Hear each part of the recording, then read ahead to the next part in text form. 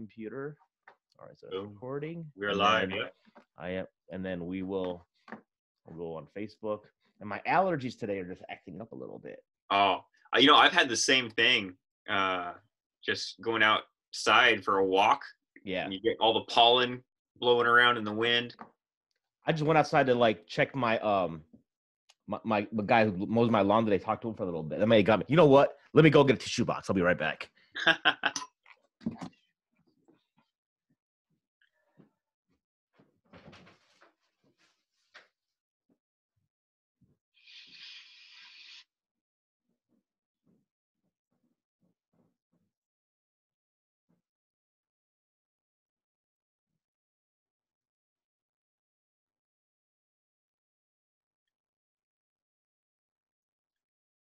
Right, we got live there too, I think. Awesome.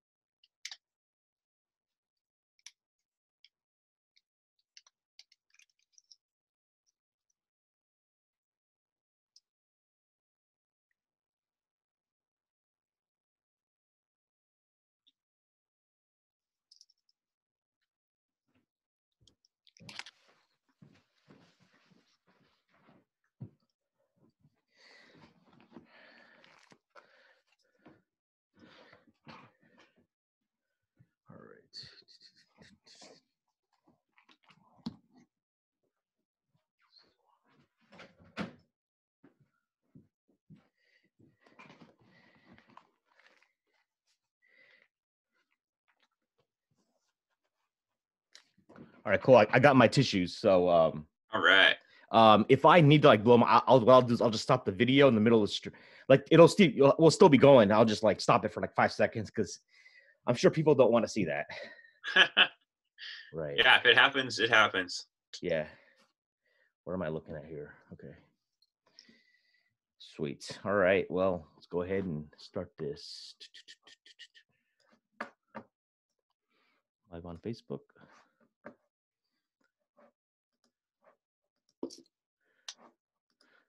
And what do you think we should call this thing? I'm kind of like, I hate using clickbait conversion story stuff. Oh yeah, we don't need to do it like that. Honestly, kind of the theme of what I see a lot of this to be about is probably more like interfaith dialogue. Okay. Kind of thing. Maybe. Tim Brennecke. I pronounced that right? Brennecke. Brennecke. Okay. Yeah. Tim Brennecke. I'll put your profession. You're a like recovery counselor. Coach. Recovery coach.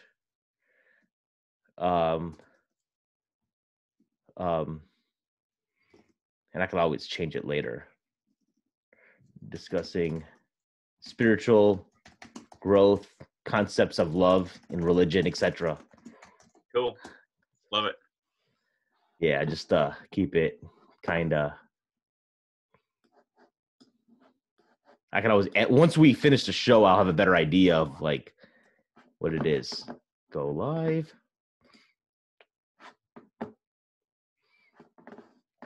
Let's see here. Oh, sweet. I didn't know Zoom had that live on Facebook notification. That's awesome. It does. Yeah. So we go ahead and get started. Well, ladies and gentlemen, internets, gentlemen's, that's bad grammar on my end. Real pleased to have you. Real excited for this conversation today with Tim Brennecke. Tim, we connected on Instagram. It seems like you've always been following like my posts or Mad Mamluks, our other show. And then we got to talking, and then like last week, I put this post out questioning, Dr. Bart Ehrman. I had him on the show back in, was it October, November, whatever it was. And I was like, I want to have him back on, but the thing of it is like, I wanted to make sure I have a good topic for him to cover. And then he basically was, and then so I made this post like, hey, what do you guys want me to cover? And I'm like tired of Muslims are always like, even when I did that first show with them, like people were like, oh, I hope you ask him about the Quran. And I'm like, why? Like he's been pretty adamant that like he doesn't know anything about the Quran. So I want some topics, right? And then you gave me a list of time. I was like, most of it were like over my head. So I was like, man, this guy like knows something other than like, because I knew you as a recovery addiction coach, you know, as like and whatnot. But anyways, go ahead and introduce yourself to the listeners here and the viewers who are on right now. Yeah, assalamu alaikum. I've actually been following you guys not nearly as long as I would like. Got connected with Med Mamluks. I don't even remember how. Probably just via YouTube, I would guess. YouTube's brilliant algorithm. That was sometime end of 2018. Okay. Yeah, your Airman podcast. That was like in the early days of Sultans and Sneakers, right? Yeah, I mean, early. We're still relatively new. We're less than a year old, right? So yeah, well, yeah. I mean, yeah, anyhow, it was one of the first few I remember. Anyhow, it was brilliant. Getting to catch him was awesome. Before I converted to Islam, I actually studied biblical Hebrew as a Christian in university, and my professor was Ehrman's senior at Princeton by 2 years, and so he would tell all these stories about Ehrman and him at Princeton and different stuff when they were studying with Metzger. So I got a little bit of an insight into maybe some of what his thoughts are. And then also having a little bit of a criticism background, have an idea of some of what the conversations are like today. Okay. So anyhow, just threw you some ideas, and I think maybe that's what we're going to talk about a little bit. Yeah, but so just people know who you are. What do you? You're a recovery coach. What exactly does that mean? Yeah, I help people with addictions, recovery, actually pretty much anything. If you're struggling with addiction from alcohol, drugs, depression, anxiety, relationship issues. Right now, I'm actually working on transitioning the classic 12-step model of recovery into an Islamic perspective. I've been doing that with some guidance from some awesome brothers and scholars here in the Portland area and abroad. And yeah, it's coming along really well. We're in almost the tail end of a 3-month trial period with a group of people who are struggling with problems. Yeah, it's a small sample pool, and that's almost done. We'll have kind of some feedback and then kind of redo it with a new group, and then probably start publishing after that, inshallah. I'm sure my wife would like to sign me up for the sneaker addiction problem. Do you have a program for sneaker addicts? Any addict. Any addict. It's a cross-board system. Yeah, just so like it's like, oh, I see a pair, I need to buy these, even though I'm not gonna wear them for like maybe 5 years. I might as well just get them just in case. I could see myself at some point in the future like having to, having a nice fit. And you're in the Pacific Northwest, so that's why I had to go get my Supersonics hat. I know it's not Portland. I know, love it. Seattle. I was there for about 3 years. Okay.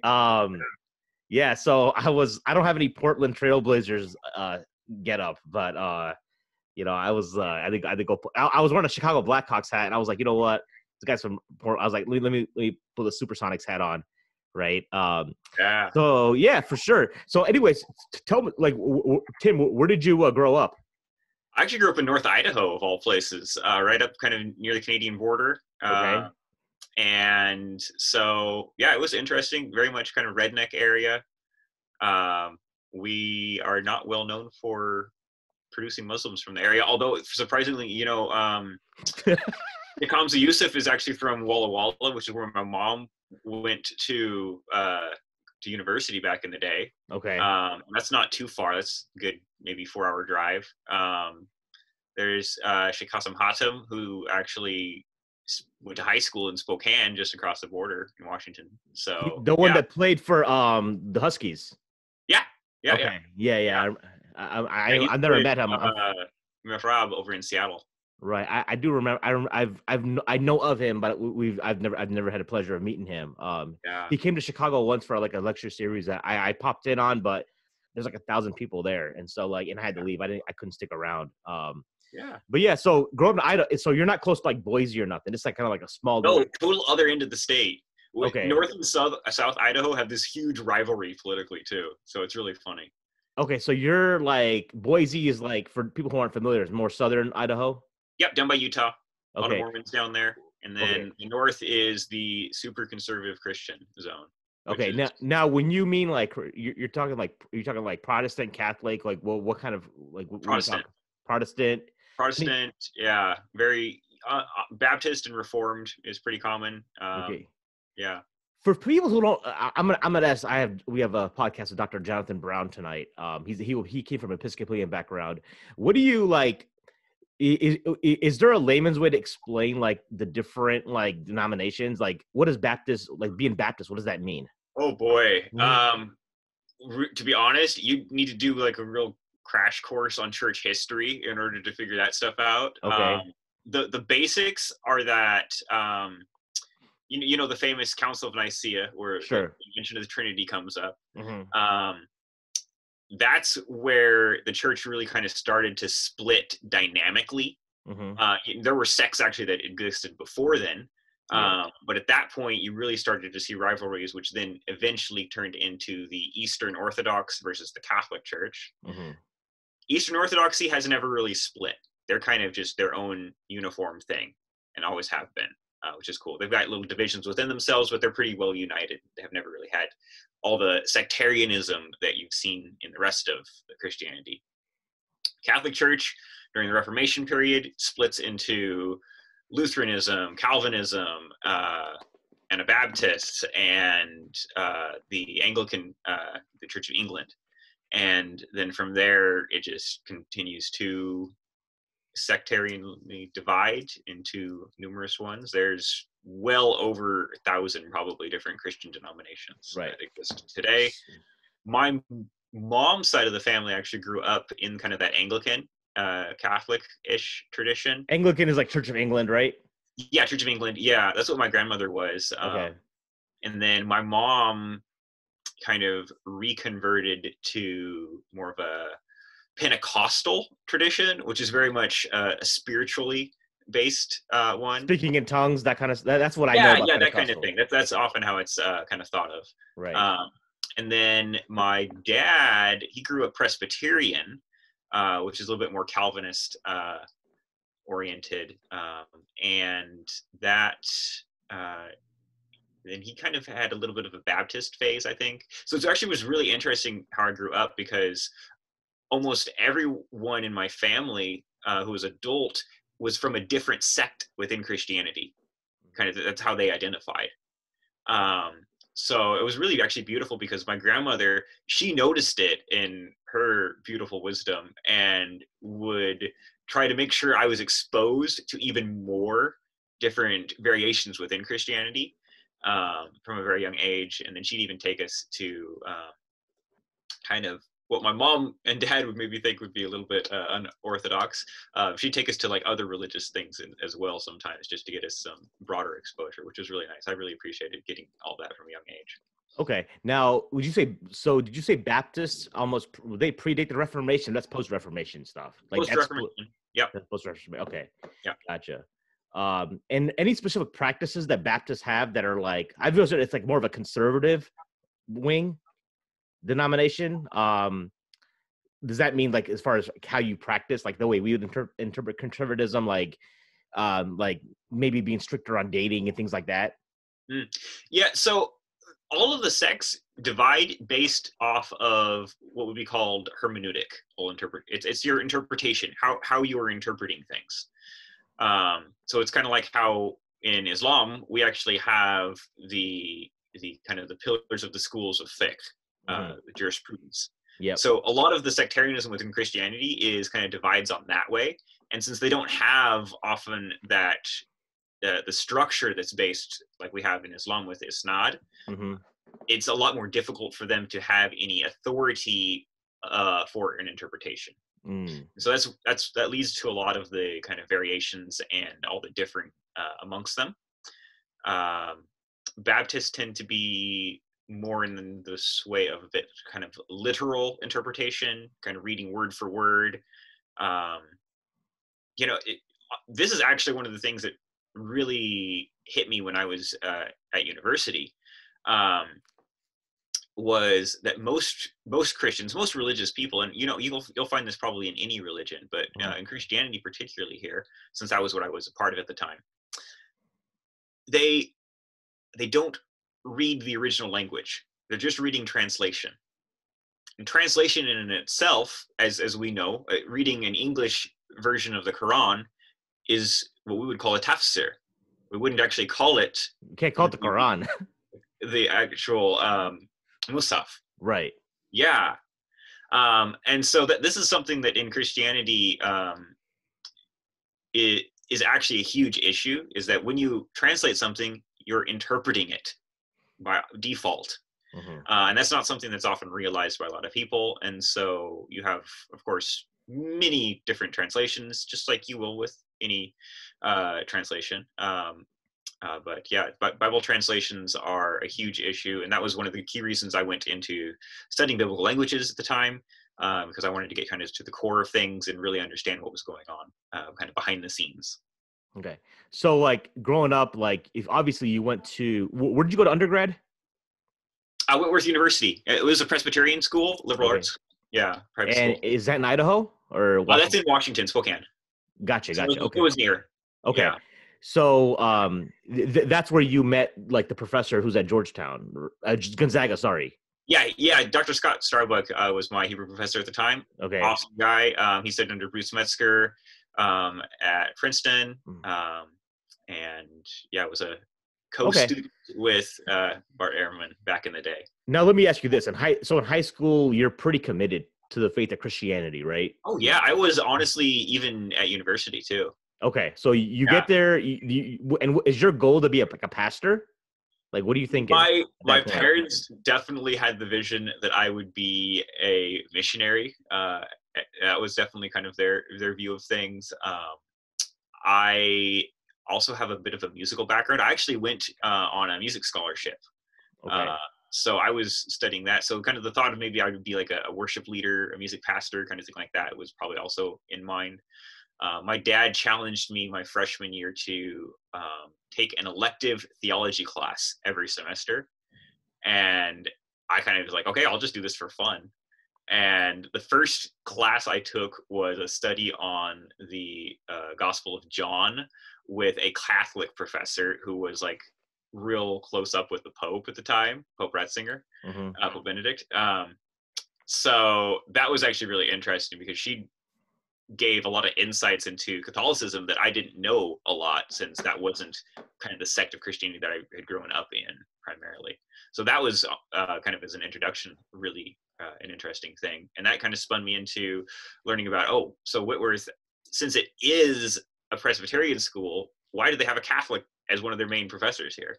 And so I learned that they actually had in their department quite a diverse staff with kind of a bunch of different backgrounds and different views. And then everyone was saying, hey, you got to be careful with this Dr. Starbuck because he teaches some pretty radical things in his Hebrew class.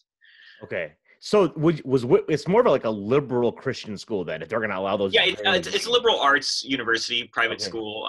But they're one of the two kind of, it's them and there's another one in Illinois. I forget the Wheaton name. College? Huh? Wheaton College? Yeah. Wheaton. Them and Wheaton are the two Presbyterian undergraduate. Okay. Yes, because Ehrman and William Lane Craig both studied at Wheaton. Yep. That's like maybe like 40 minutes from my house. Yeah. So I'd love to get somebody from there on at some point. There was supposed to be a debate. I'll tell you a side note. I was responsible. Dr. Ali Atai, I met him about a year ago. Yeah. And he did a podcast for Mad Mumlukes. He was supposed to come back to Chicago and do like an interfaith panel with somebody at the Wheaton Mosque. Oh, really? Like a pastor from a Wheaton church, I think it was. Wow. And then it kind of fell through at the last second. I can't divulge the details because it's I don't want to throw anybody on the bus. Another person you should think about, he might be a hard one to get on because he's kind of famous within Christianity now. But Rob Bell. Okay. He's a Wheaton grad as well, biblical language scholar too. Kind of the hip pastor. Okay.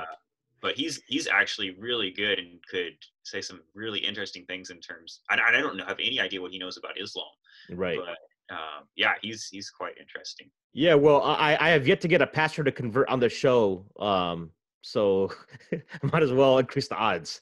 The more Yeah, right. Inshallah. Inshallah. sometimes it's always yeah, I was always joking about it.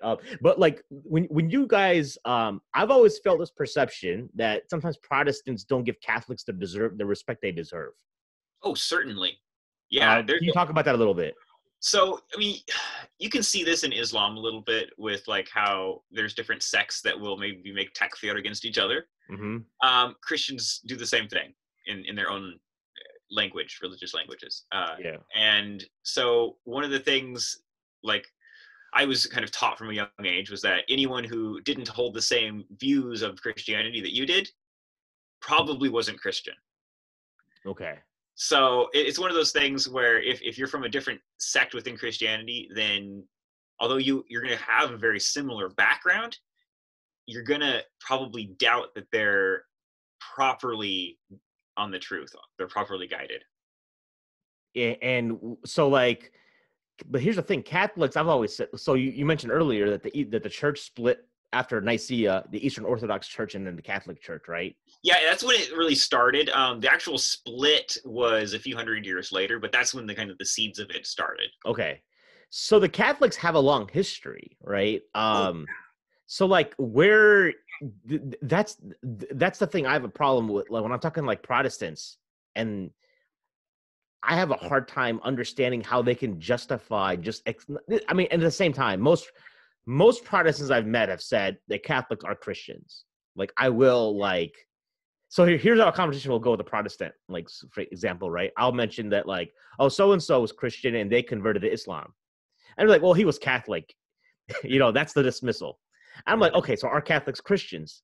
And they were like, yes, they will acknowledge that they're Christians. It's kind of like how most Sunnis will say that Shiites are Muslims, as long according to the general masses, because as long as you don't, but then they'll say if they believe in X, Y, and Z that may exist within some Shiite traditions, then that's not compatible with Islam, orthodoxy, right? So that's what I always get. I always get this like, well, they don't because the Catholics have a thing, they believe in purgatory, right? Yeah, they're not the only ones that believe in purgatory. Okay. In a way, you'll have some Christians that may hold to that, or sorry, some Protestants that may hold to a similar notion of purgatory, and then the Eastern Orthodoxy also has a similar understanding. Yeah. And Jews actually have a similar understanding too. They won't use the same language because purgatory comes from the Latin. But it's similar to how we would understand like the barzakh, exactly, life in the grave. Yeah, right. So for us, it's not like it doesn't, it's not a and then I heard the issue of saints turned some Protestants off, right? Sainthood. Yeah, that's actually a very important one that was part of the Reformation. The issues of saints. Yeah. Okay.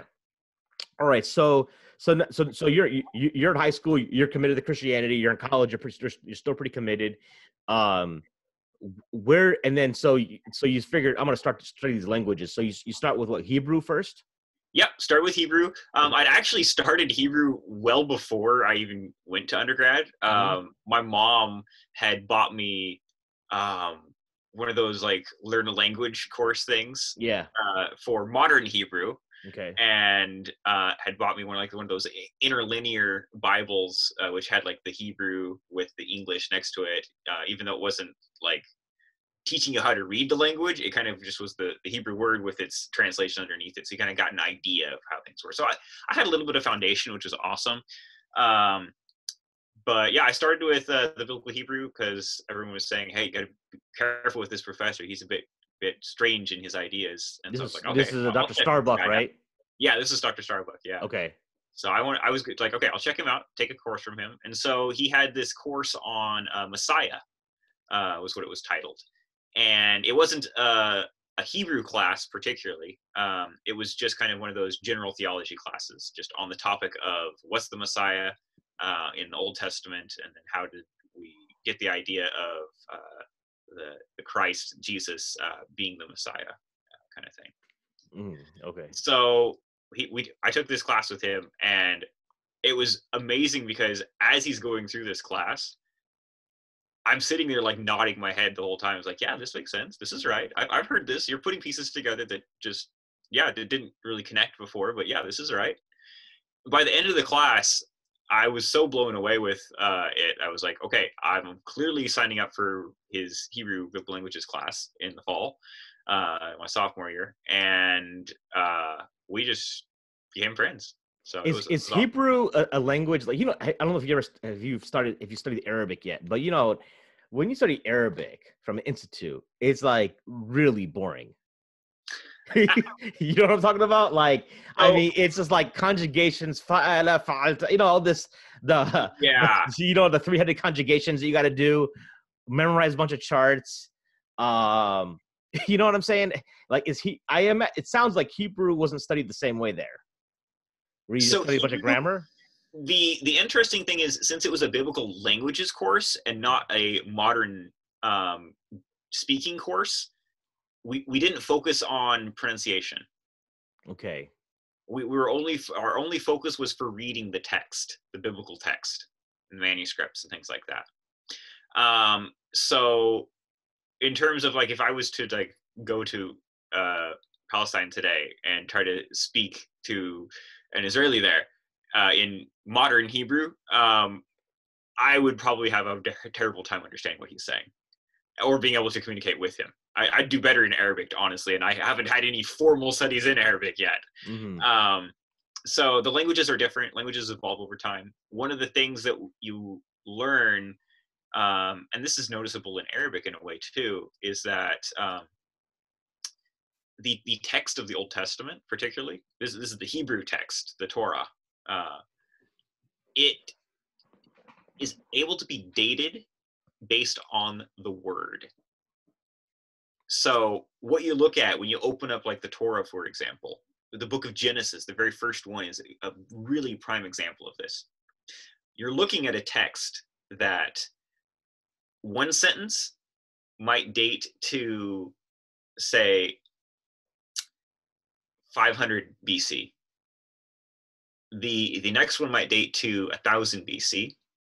And then all of a sudden there's a word there that dates to 300 BC. And it's all jumbled in together. So it's really interesting to just look at it once you've kind of got an idea of the basics. And it doesn't take long to find that stuff out. So what does that mean? Like, how do you like when you so what do you so that means there's like a piece of it that was written 1000. So in English, imagine it like this. You're reading a book that it starts off with a sentence in maybe like Shakespearean King's English. The next sentence is modern English. And then all of a sudden, there's like 3 words from like Beowulf stuck in there. That's what reading the Hebrew is like. Yeah. Okay.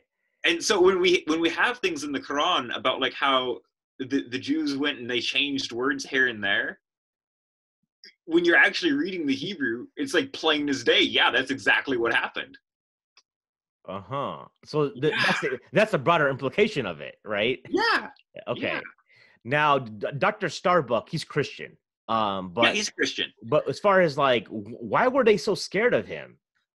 They were scared of him because he challenged most of the normative Christian thinking. Okay. Primarily, and this is actually one of the things that I enjoyed the most, was that he challenged the idea that the death of Jesus was necessary for salvation. Wow, that's like massive. Yeah. That's not like a small little difference, right? Yeah. Yeah. Which is a pretty big thing. Now, he wouldn't obviously deny that it happened or anything like that, or deny that it was an important or a significant spiritual event.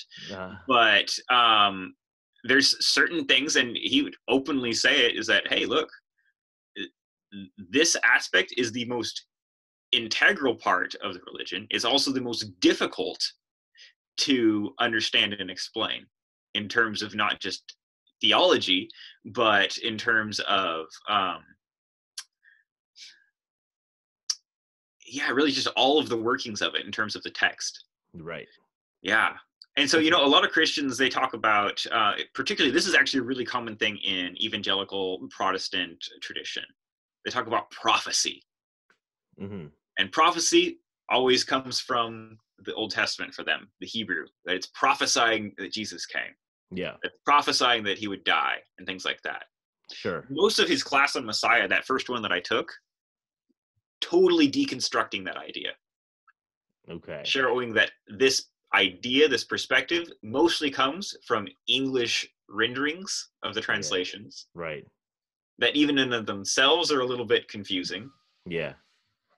And that the actual source text in the Hebrew is generally applying to something entirely different. And even if you were to try to stretch it, it wouldn't actually fit the scenarios described in the Gospels. Okay. So now he's telling you this, that like you're coming from this conservative Baptist background, and you have no problem with this. This is all actually, which is interesting because I don't know if this is just because I was exposed to so many different perspectives growing up, but the things that he shared, mostly, I mean, there were a few things here and there that it was like it was brand new hearing it, but most of it was like, oh, I've heard that before, but I never really understood how it fit in. So it was really putting the pieces together, seeing everything from a broader perspective, and it was great. Interesting. So moving on. So like you take class 2. At what point? Let me ask you this. At this point, like let's say early college, what was your perspective of other religions? Judaism, Islam. Have you ever thought about other religions? Judaism was probably the main one. And I don't know if you've heard of the kind of messianic movement that exists in Christianity.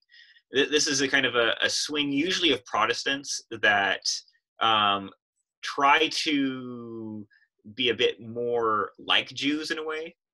They'll go and maybe they'll be Torah observant, practicing the halakha, the Torah law. Mm-hmm. Maybe they'll be doing like the feasts and the festivals. All of it is based off of that idea, like I was saying about prophecy. Yeah. That things were fulfilled in Jesus, peace and blessings upon him. But that the way that most Christians are doing it, kind of that Pauline Christianity element, was maybe a little bit misguided, and that they needed to go back to how maybe the Jews were doing things. It's kind of that attempt to live more like how a first century Christian would back in Palestine in the day. Okay. So I was exposed to a lot of that growing up. So I think that probably helped a bit because I had an idea of the perspective and the mindset from that. And understanding a lot of the Jewish customs and cultures as well was important. I had a lot of Jewish friends growing up. I had a lot of Jewish friends at university. I actually, this is a funny story. We didn't have kind of like an MSA or a Jewish club organization kind of thing that at the campus when I was there. So since I was friends with a bunch of Jews at the time, we actually established the campus's Jewish organization, Jewish Cultural Club, and I was on the board and even the president of it as a Christian for a couple of years because I knew how to do their stuff better than most of them did in terms of organizing like the Passovers, the Seders, and things like that. Yeah. Okay. So it was kind of a funny thing, but knowing the Jewish perspective was important, and I had fortunately knowledge of that from a fairly young age as well, and I think that really helped. And then connecting with the Hebrew language just added the extra lacking elements. And that was you mentioned your grandmother was instrumental in kind of, exposing you to different viewpoints. Yeah, she definitely started it, but my parents kind of held to that prophetic view of Christianity. My mom particularly enjoyed the messianic Christianity elements. Oh yeah, okay. Yeah. So it wasn't really problematic for them that you may have been engaged in this in high school or even Oh no, early not at college. all. Okay. Yeah. No, they encouraged it at first, and then Mhm. once I started challenging the notions Mhm. of normative Christianity, Right. then things became different. All right. That's So, often the thing, is that when you challenge core beliefs, people get scared. They get yeah. worried because that Right. plants seeds of doubt. hmm Right. Exactly. Yeah.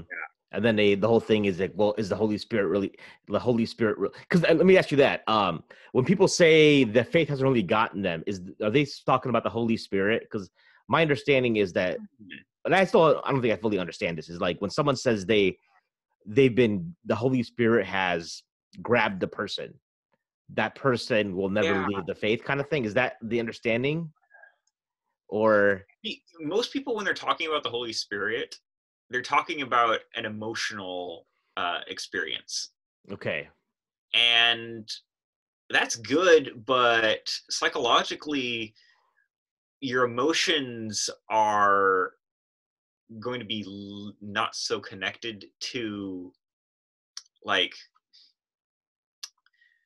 see, your emotions, your feelings, when they get caught up in something, they're hmm actually reflective of your thoughts, your thinking in the moment, as opposed to the situation at the time. hmm So it's actually a bit of an illusion to kind of try to make a parallel there. hmm And when you add the religious flavor of the Holy Spirit, the Holy Ghost, and how it'll do these things, that's really kind of an experiential thing. So you're tying in an emotion to an experience, and although I don't want to deny anyone person's experience, I would question the reality of it and more so the perspective behind it. exactly right. Okay, Yeah. so now what you're in semester 2 with Dr. Starbuck. What's going on next? Yeah, it was semester 2 was just lots of learning of Hebrew, lots of that conjugations, learning the grammar. I mean, being a Princeton grad, he was excellent at teaching. We learned very quick. I was fortunate to have a little bit of a background beforehand going in.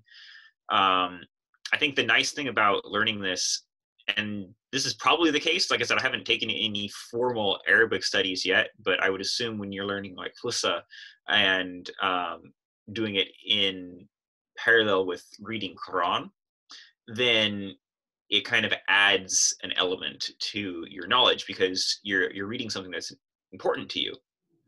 Um, and this is kind of a similar way when you're in a biblical Hebrew class and you're a Christian or you're someone who believes in that scripture.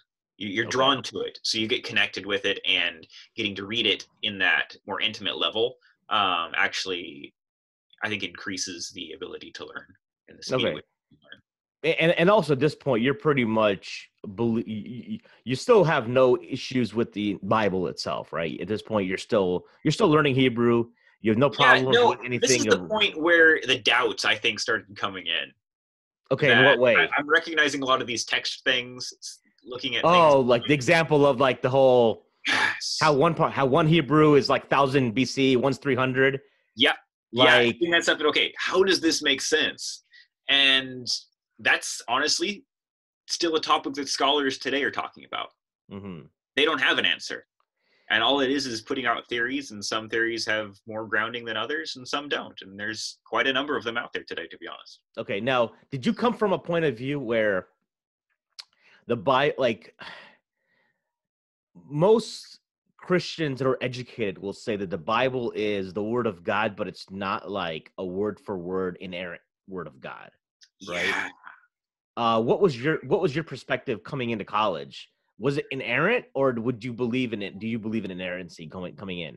I would have said I believed in inerrancy going in, Yeah. and going out, I had totally lost that. Okay. So do you think so? But Urban talk. So go ahead. Sorry. I would, and Ehrman had this exact same thing happen to him when he was at Princeton. Right. Um, what happened to me was that when I left, I still believed there were core truths that existed in it. I understood that, like, taking a step back from the inerrancy idea, that no, it's the scripture isn't perfect. There's parts in here that are definitely man-made, and others that maybe aren't. The thing was, to distinguish which is which was an issue that I knew at that time wasn't something I was fully capable of. And the only way that I had any understanding that some parts of it were true was because I somehow recognized that innately they resonated with me. And now looking back at that, I would obviously say, well, those are the things that connected with my fitra, with the innate natures that Allah subhanahu wa ta'ala has created us with. And they're just innate truths of reality that are there. Those things I still resonated with and connected with after graduating. Okay. And but that's the thing, is that part, it was there and it was so strong that I knew there were truths in it, but then also at the same time equally knowing that there were complete lies that were there too. That's a hard thing to balance. Where in your study, like, did you figure this out pretty early on, that in with Dr. Starbuck, that it was the inerrancy thing wasn't really true? Yeah, and actually he challenges you this even before you start taking Hebrew, because in that first Messiah class, one of the things you're going through all of these kind of classic prophecy proof texts that are used to explain that Jesus was prophesied that he was going to come. And so you're going through a lot of the Torah, the Old Testament stuff, and one of the things that you come across is the story of the Battle of Jericho. Okay. And I think this is in like the 5th or 6th lecture series that he would give in the class. And he looks at the archaeology and explains that there were never any walls around Jericho at that time. So the story about marching around the walls and them falling down is completely made up. And he just outright says it and says, hey, look, I mean, if you can try to challenge it if you want, but here's the archaeological data from Jericho. We've dug there and we know that there were never any walls that existed at that time. And it's just a flat out in your face, the Bible's wrong right here kind of thing. And everyone in the class is like just jaw dropped. It's like, what's going on here? And then he just starts asking that question. Okay, so since this is the case, what do we make of this story? And the brilliant thing is that after maybe half an hour of going around hearing what people's kind of spur of the moment thoughts after having this revelation dropped on them, and of course most people is like, well, no, it's got to be true somehow. Maybe there was some miracle that happened, putting that in, which of course, I mean, you can have that view, that's fine. But the way he put it afterwards was, he was like, okay, let me explain my view. I don't have an answer. And hearing him say that as the professor of the class, the one who's sharing this knowledge with us in the first place, for me was partly comforting, but also partly disturbing. Because to literally say, I don't have an answer why this is here, it doesn't make any sense to me. And then there was one thing that he said. Because in this story in the Torah, what they're doing is they're marching around the walls in order to bring them down. And they march 7 times. They literally make tawaf. Right. And this is the first time I had actually heard something about Islam in my entire life, and maybe outside of when 9/11 happened when I was a kid. Yeah. This is the first time. And he mentions the only thing that this could make sense to me is that maybe this is talking about some primordial Arabian custom. Because we know in Islam, they make tawaf around the Kaaba. They march around it 7 times. Okay. And where had the children of Israel just come from at this point? They had just come from the Arabian wilderness. From where? Sorry? The Arabian wilderness, the desert. Oh, okay. Yeah. Okay. Yeah. And obviously, I didn't make any of these connections at the time, but hearing him say, okay, maybe this is something related to some maybe Abrahamic rite or something that we've lost today in Christianity. Right. That has probably also been abrogated in Christianity. Yeah. From a Christian perspective. But maybe that's what this is referring to, and we don't know. But it's here for a reason, and maybe at some point we'll understand it. And Starbucks saying that and acknowledging that he didn't have an answer, that was the cool thing. Because it gave me kind of some confidence at the same time that when you're challenged with these disturbing questions of doubt, not having an answer is okay. Mm-hmm. Okay. So he comforted you in that sense. So like, what happens next? I think at this point you're pretty much like, all right, well, it makes sense that it's okay that the Bible doesn't have to be inerrant, right? Yeah, yeah. And I mean, there's many other examples than just that one, but that was the first probably. There's a lot of others. Like I said, in the text, you can literally, I mean, you could open up any page in the Hebrew, and I could probably start pointing out some things that are issues with it. Okay. It's actually right now, Bayana Institute with Norman Khan, he's got a really in-depth study he's doing of Surah Yusuf. Okay. And he's been partnering with some brothers over at Oxford who are text critic scholars. Yeah. And they're kind of bringing in the Jewish rabbinical perspective along from the Hebrew. And then there's another scholar that kind of brings in the Christian perspectives as well. Because the story of Yusuf is one that's in the Torah. Yeah. It's one that both Jews and Christians also share. Yeah. And so one of the things that they're talking about is like all the differences between the stories and why obviously the Quran says that this version of the story is the most beautiful version of the story. Right. And that's just another example of like, hey, look, there's many recountings of this, that the Torah has one, and it itself has got a lot of issues. One of the big things is that in Judaism, and if you're reading Jewish literature, you have kind of a common theme that happens, which I would title the slandering of the prophets. Right. It's something that happens a lot, and it's something that I think the story of Yusuf there in the Torah really kind of highlights, is that the brothers all had this kind of animosity and jealousy kind of raging amongst themselves. And that generationally passed down between all of the tribes of Israel.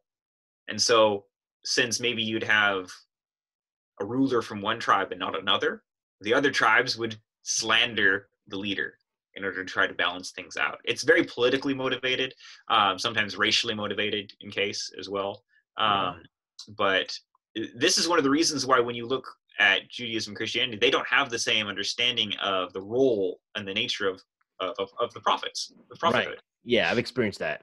Yeah, and honestly, after having understood some of the textual issues that are going on there, that kind of understanding makes a lot more sense, because you can clearly see that there's this feudal jealousy that's going on, and it's often in the text itself. Like you'll have, there's a really good example of this again in the Torah about how, like I was saying, that language thing, the datings of them are at different times. And those reflect very much the different time periods where one ruler was in charge and another one was in charge. Mm-hmm. And so they're kind of rewriting the history a little bit to paint things in a different perspective. I'm glad you brought up the whole issue of the slandering of the prophets, because I don't know if you recall the podcast we did, Dr. Ali Atai from Mad Mamluks. Oh, yes. We asked him about the whole Old Testament, and he was like, I don't have an answer because his whole premise was that the Old Testament and like the Gospels are still preserved, so to speak. Like, you know what I'm saying? Yeah, kind of the Ghazalian view there. And he was we asked him about the prophets. Like, how do you explain like that, what they say about the prophets, right, in the Torah? And he was just like, I don't have an answer for it. Yeah. Oh man, I got to talk to him at some point about this. I would love to talk, because honestly, this is one of the things that I struggled with for early on. Yeah. Particularly, so Scott Starbuck, his area of research particularly was on Akkadian which actually this was Bruce Metzger at Princeton's discovery, was basically the Akkadian language, which was kind of the common tongue that was spoken around the time of Abraham through Moses, basically. Can you spell that?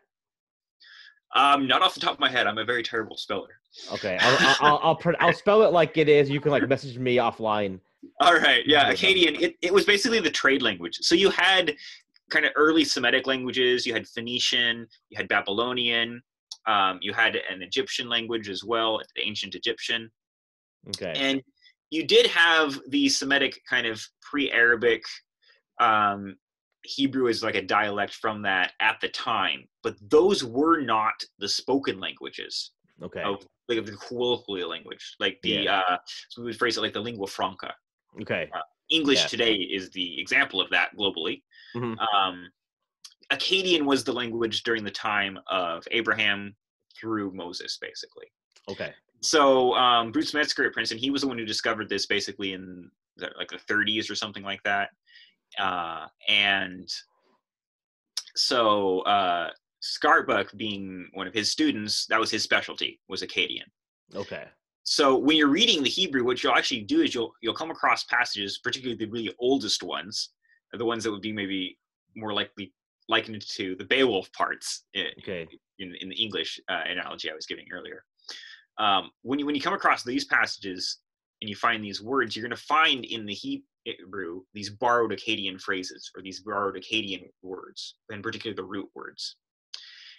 And so understanding the Akkadian is very important for then understanding what's meant there in those passages in the Hebrew.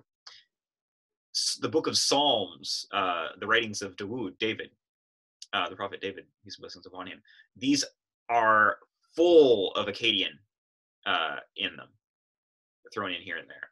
Mm-hmm. So Starbuck, Psalms was one of his primary areas, and so he taught particularly a lot of things about them.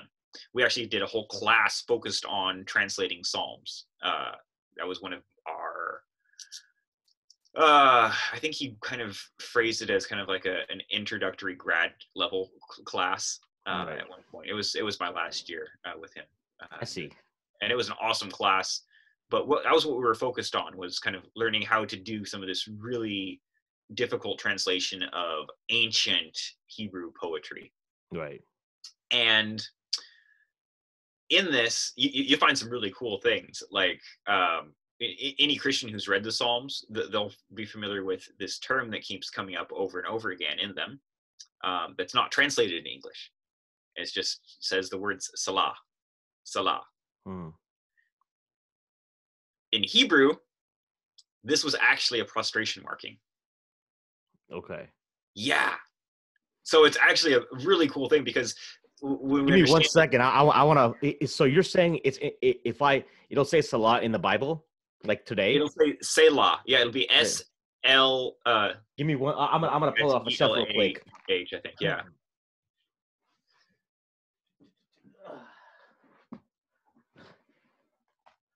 Yeah, if you just open up to the book of Psalms. So I got the NIV here. Great. Yeah, it'll be there. All right. Book of Psalms should pretty much be the middle of the Bible. That's okay. I found it. All right. Yep. So I'm in Psalm, between Psalm 18 and 19. Great. Yeah, just flip through the pages and you'll look and you'll see the words Salah there every now and then. Is it highlighted in any way or like italicized? It might be italicized in the text. Yeah. Okay. Well, anyways, just keep talking. I'll flip through it and I'll find it.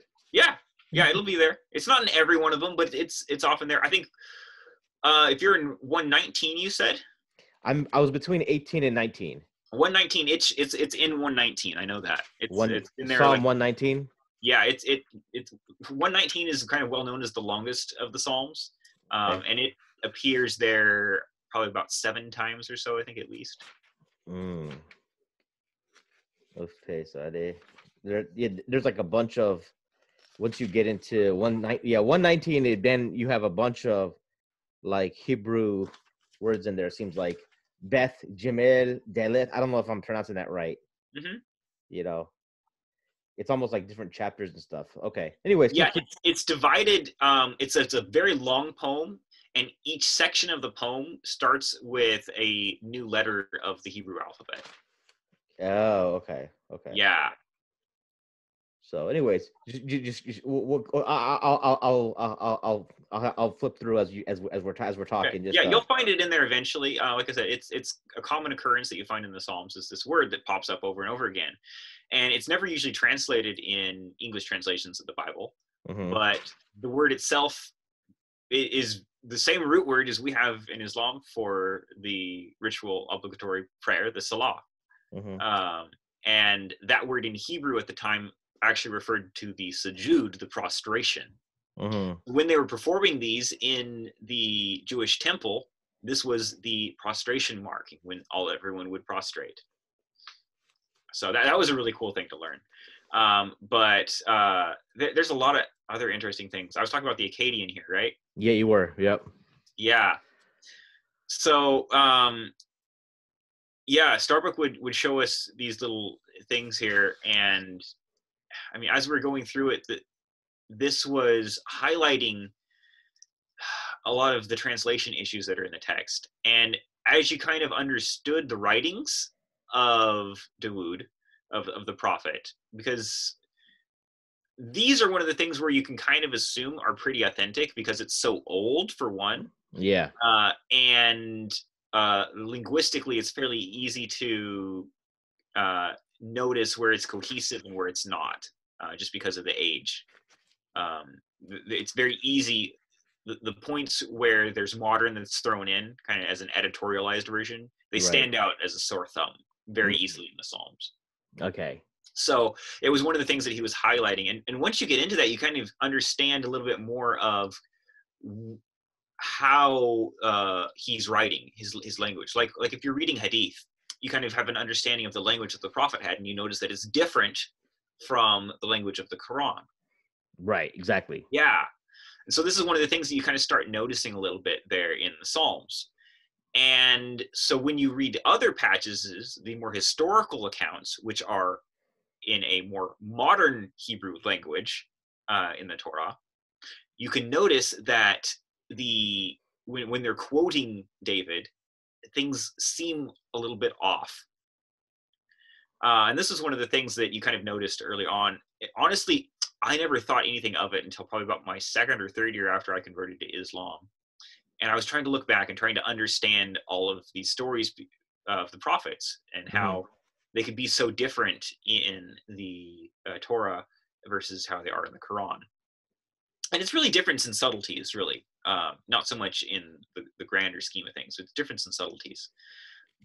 But it was really noticing that the points of contention always ended up being about issues of kind of political intrigue, or if you were to say it in this way, then it would paint the picture in a way that would kind of more equalize things out for the opposition. One of the best examples of this is historically in Judaism. After Dawood, you have Suleiman, his son, and then after him, the kingdom splits into two. And this is an era where you notice a lot of those kind of rivalries kind of really starting to happen. There's a northern tribes and there's southern tribes in Israel, and they're really pitted against each other a lot.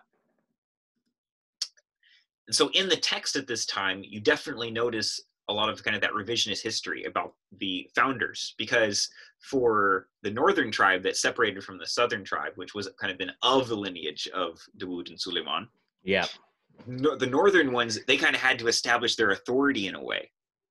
And the best way to do so would be to undercut the prophets Dawood and Suleiman, establish themselves as being having more authority. So this is kind of an explanation in my mind as to how and why you have a lot of the slander of the prophets is because of these things. Now, you also have the unique aspect in the history there that that Suleiman, he was probably black.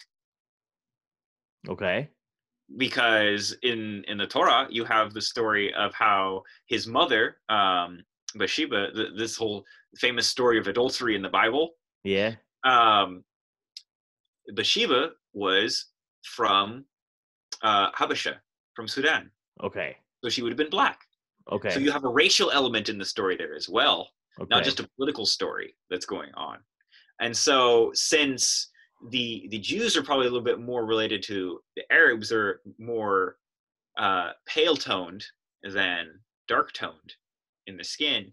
Not only do you have a little bit of political rivalry that you can go on, you can also play at the racial strings in the people. Okay. So this is also another thing that's likely there and could be increased when there's elements that are wanting to slander the prophets. So it's the issue of Solomon being like black is in the Bible, or is that from your own like research that you kind of That's came from up the Bible. from That's the just Bible? it's straight up how it's said in the Bible. Yeah. Okay. And that Solomon was the child of David and Bathsheba. Yeah. Okay. Yeah. So is that story? Because like we would consider like that whole narration to be like a slanderous story, right? Yes. Yeah. This So is very strong in Judaism. Is that is truth. okay, but Yeah. is that from your understanding? Is that from the more recent Hebrew, or the is that because it seems to me like tying it all back. The Psalms is like the older stuff, right? Yeah. Okay, so could you think there's certainly an argument to be made that the Psalms that you have in the Old Testament is representative of the scrolls of the Zabur? The Psalms itself is fairly good representative of the ethos of the prophets. Okay. The history of the prophets is more ambiguous.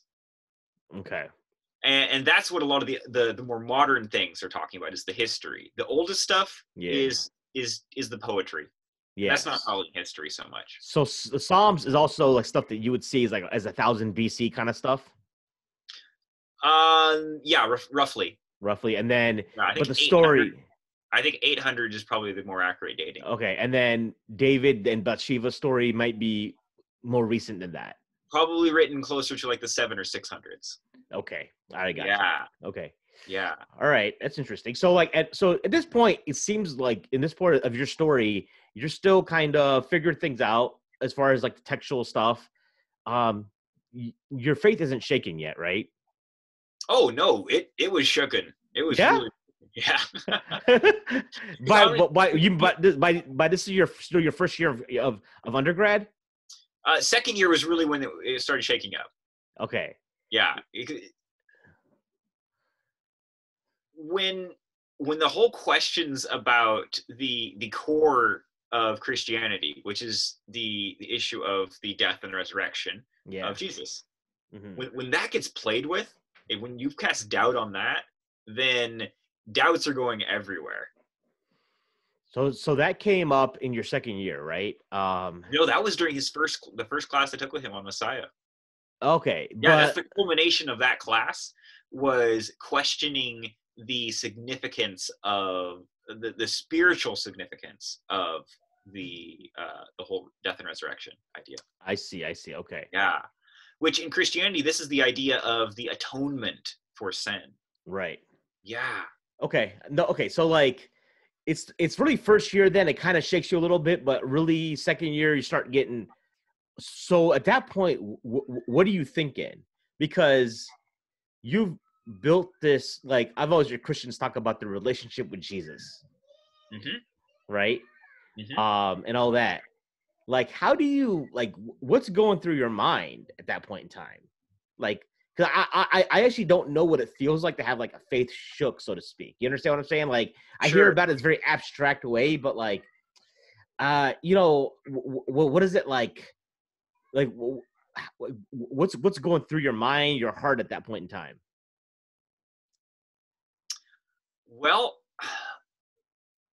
so when you're talking about issues of sanctification and atonement, making oneself right with God, you're talking about the core, the most integral roots of religion and spirituality.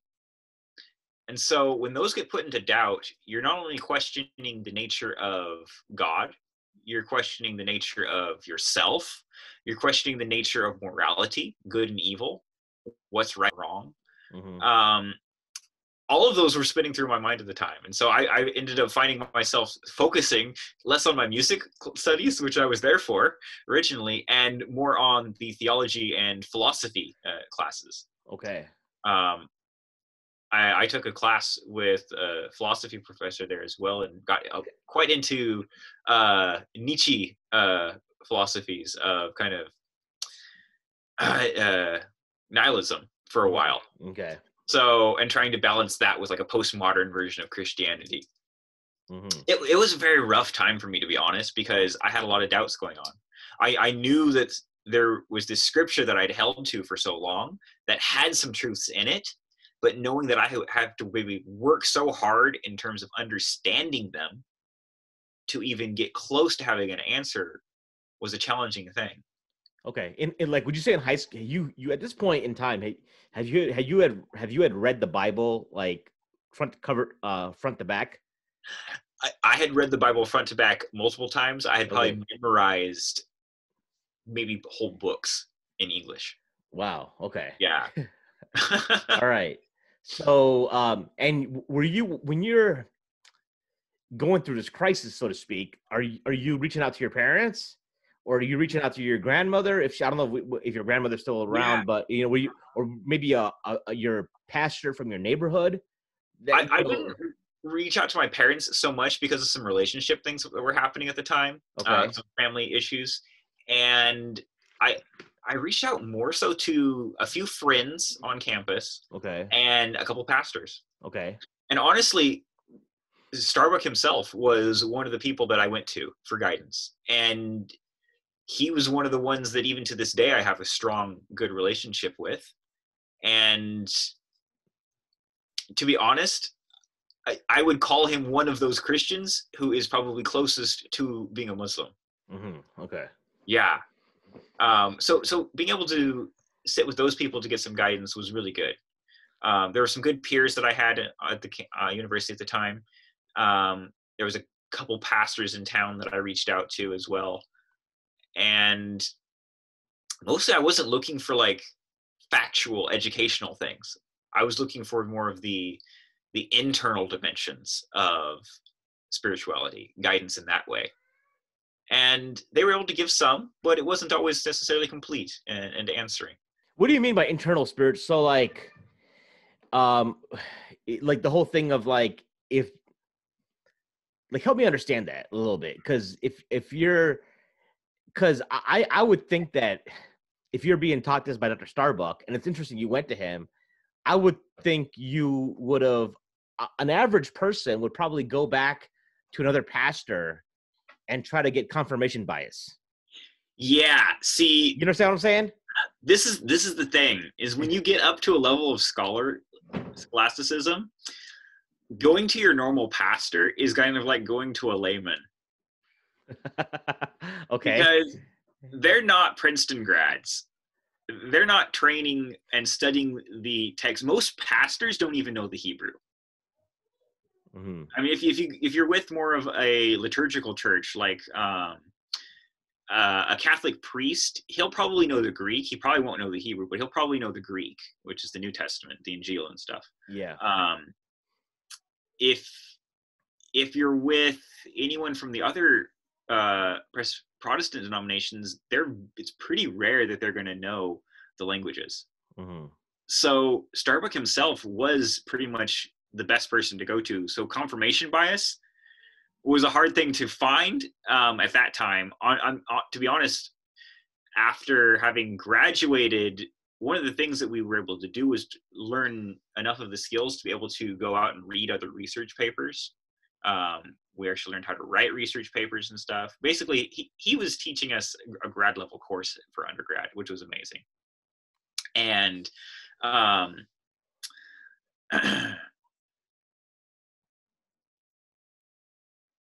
like I said, when you reach that level of scholarship, going and talking to someone who doesn't have that level of understanding isn't going to be able to understand your question. Oh yeah, or they, but you didn't get, because a lot of times you'll hear people who like eventually leave Christianity. They'll say stuff they went to their pastor, and their pastor would just be like, "Stop asking those questions," kind of thing, or like, have faith. And like, does that really, those conversations really happen? Because yeah. Okay. Those questions happen. Those conversations happen. To be honest, I didn't go out and seek those conversations because I knew that the people that I had to reach out to at the time didn't have the knowledge to answer the question. I see. As far as classmates and stuff, there weren't classmates who were like, hey, Tim, you're like going down a dangerous road at this point. The thing is, most of the classmates were in the same boat as I was. Yeah. We scheduled them all for weekly podcasts then. And then get the professor on. He's like, look what you did, man. Yeah. The thing, he knows about this. That's actually part of what he is trying to do, is to get people to deconstruct their core religious beliefs to help make them be more solid in actually where they are.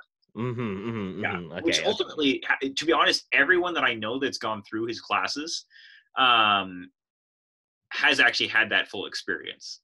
Today, I mean, I still talk with a bunch of the alumni that I used to do these classes with. They're doing great.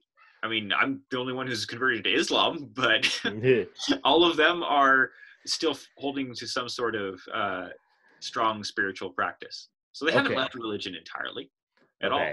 Yeah. But would you say they left Christianity? I think maybe some of them would have left Christianity, but none of them. See, this is what happened to me, is because eventually, after I graduated, I did leave Christianity. But I didn't leave God. Okay, so that's the big key element there, is that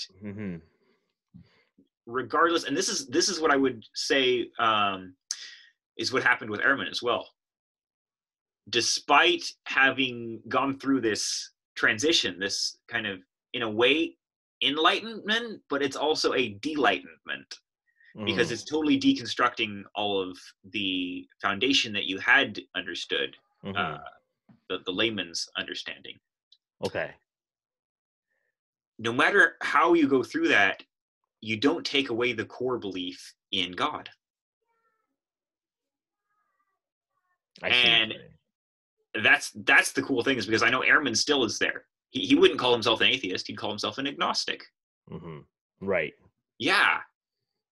He recognizes that God exists. It's just how we go about defining that and understanding it is the question. Okay. Yeah.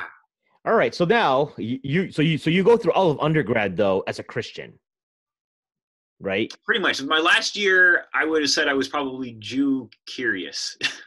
Okay. Because after I graduated, I spent about 2 years in Seattle, kind of trying to study with some rabbis, and was basically trying to convert, and they were like, no, you have to go through this trial period before we'll let you convert to Judaism. So how does that actually work? Like, how does someone convert? Because you've heard of Rabbi Tovia Singer? Yeah. Oh yeah. So I actually filled out the form on his website, because I don't know how to reach him. There's like a form on his website, because I want to get him on the podcast. I don't know if anyone has any like plugs, like if they do, holler at me. I think he lives in Indonesia, I want to say. I'm not certain, but reaching out to him is difficult online. You definitely got to know him probably through somebody. Yeah. I'll have to ask around. I might know somebody who knows his him. Twitter doesn't have a DM option. Yeah. And he's not like super active. A lot of messages, so he turns that stuff off. Oh yeah. No, I bet like I would love to have a talk. But anyway, so you're interested at this point. You leave college, you're like, this Christianity, you're like, okay, I've left Christianity. But like, what does that do? Like, how are you perceiving Jesus Christ at this point in time? Yeah, so that's the key thing I was actually wanting to get to. So the idea in Christianity, the primary idea, this is the commonly understood one, is that through God sending Jesus, or God being Jesus, and the event of the death and resurrection, the crucifixion kind of situation, through that, all of the sins of humanity, past, present, are sanctified, they're forgiven, they're atoned for. It's the kind of justice element that's made there to make things right, making the relationship between God and man right.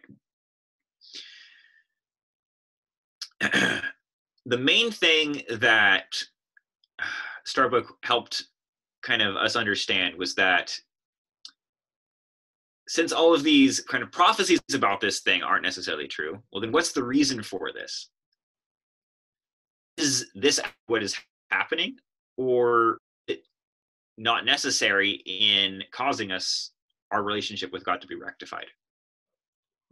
Okay. So really what you're studying is, well, how is our relationship with God rectified if it's not through death and resurrection, not through this atonement? Okay.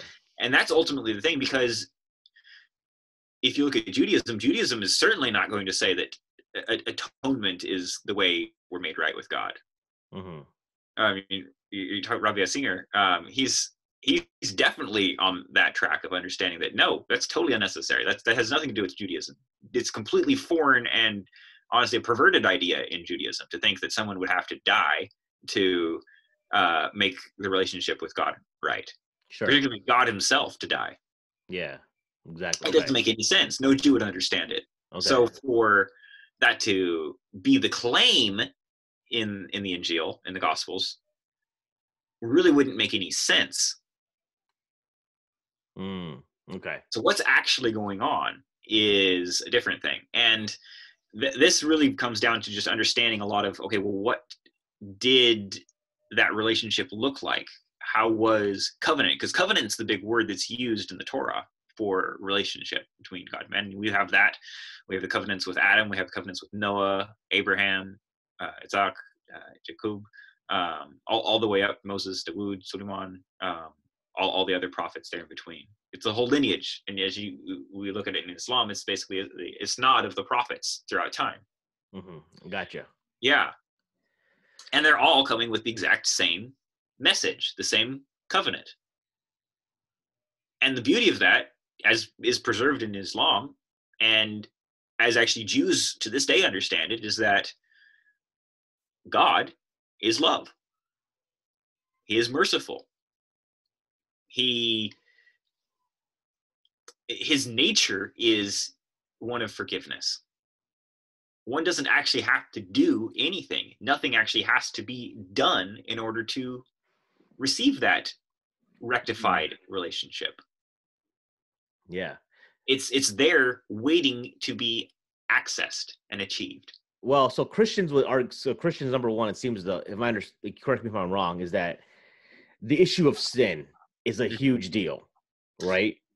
Yeah, like thinking about, I was on a IG. If I remember one time I had a coworker. He kind of worked as a pastor part-time, right? And we were talking about LGBTQ. And I was like explaining to him how in Islam, someone with same-sex inclinations, as long as they did not act upon it, would not be sinful, right?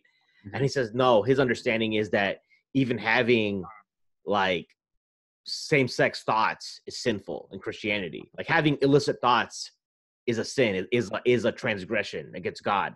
And so you basically have it creates a scenario where you have this, you build up all this sin, right? And the only way to get out of it is through this atonement. Yeah. Right. Yep. And they won't say, and I'll ask them like, well, would you say the Father can't forgive? Like, what's up with that? And they're like, well, he can't be just. Like William Lane Craig says, you can't be just.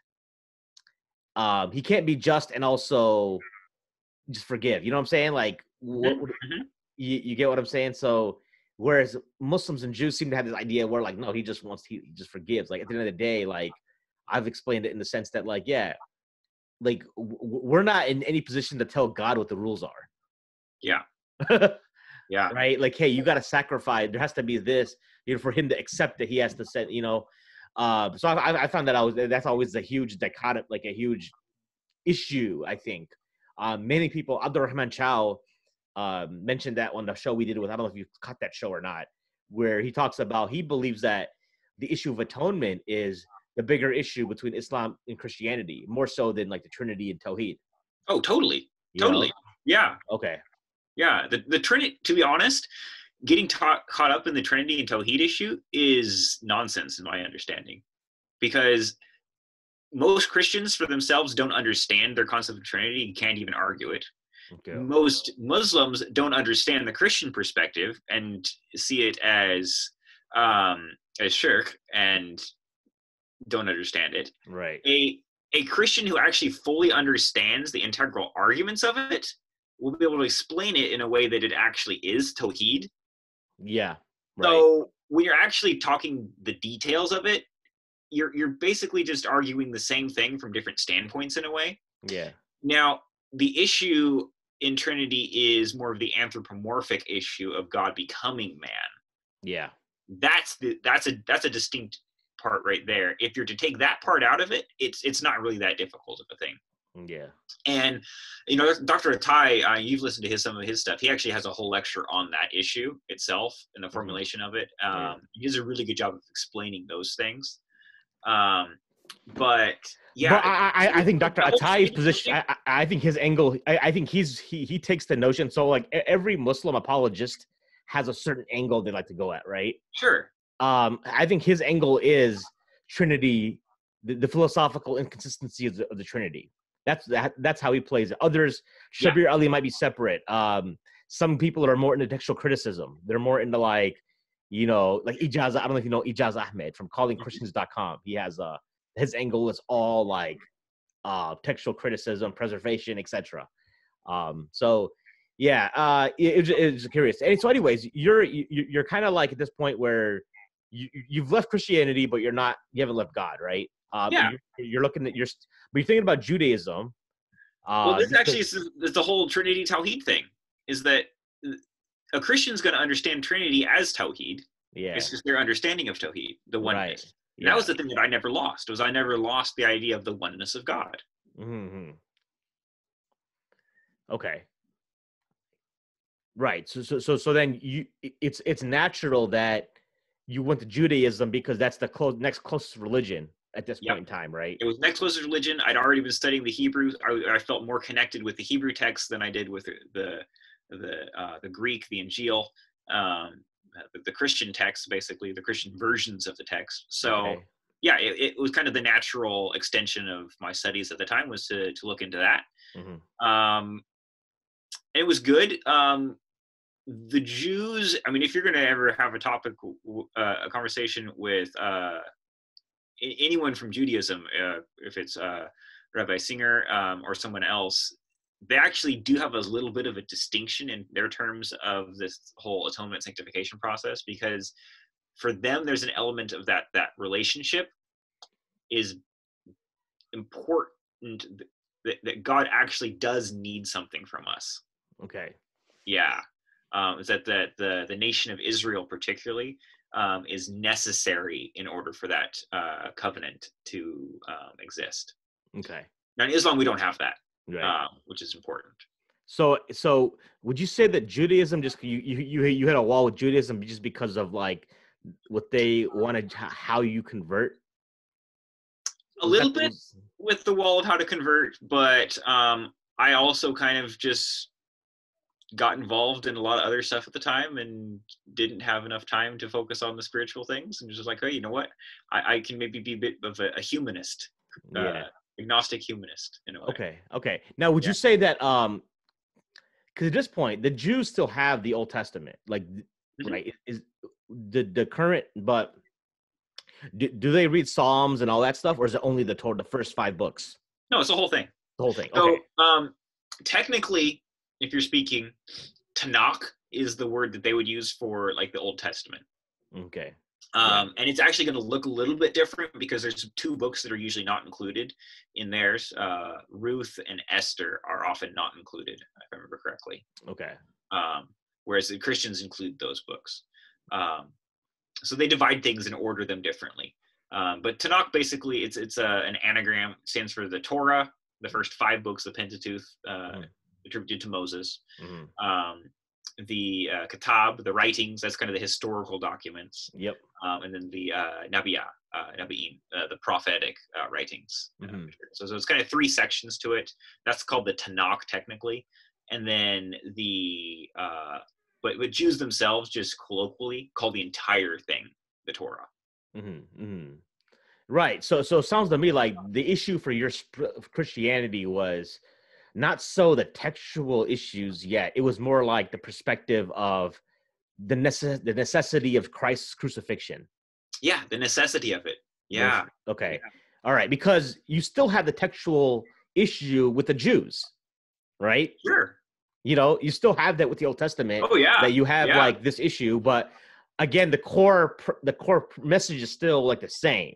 It's still, but it's like these detail, which for us is very important details. Honestly, like that text issue too, that was a real roadblock with the Jews too, because they don't like to admit it. Okay. They don't like to admit that they've gone back and kind of re-edited a lot of their own text. Right. They'll acknowledge it if you really grill them on it, but they don't like to really admit it that much. Yeah, I'm not even sure if Rabbi Tovia Singer talks about it too much.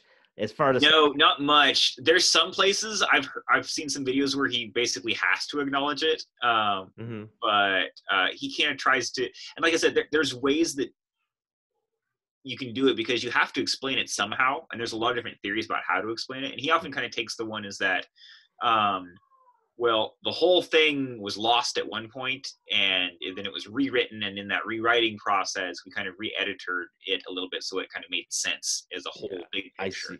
Right, right. Okay, so that was the fact that they weren't like, you felt like they weren't being like 100% honest, so to speak? Yeah, a little bit that they weren't being fully honest, and also that I felt like, well, you know what, maybe on my own I can just do this stuff on my I think honestly it was definitely that I felt like I could do things on my own. Maybe the organized religion thing isn't right now going to work out. Yeah, exactly. You know, yeah, okay. So I believe in God, right? Doesn't seem like, because like, yeah, and with Judaism, you probably know, man, I gotta have a bunch of rules to follow too. Oh yeah. Yeah. So anyways, all right, so that did, but how would you convert to Judaism, if I may ask? Like, how does that work? You said you highlighted, you kind of touched on it really depends on what sect within Judaism, because they've got more kind of liberal strands. I'm talking about, let's go Orthodox, or can you convert to like Hasidic Judaism or something? That's actually kind of what I was looking at, was not full on Hasidic Judaism, but a more Orthodox version. And they were very much saying, no, you're going to have to sit with us regularly for at least 2 years before we'll let you actually convert.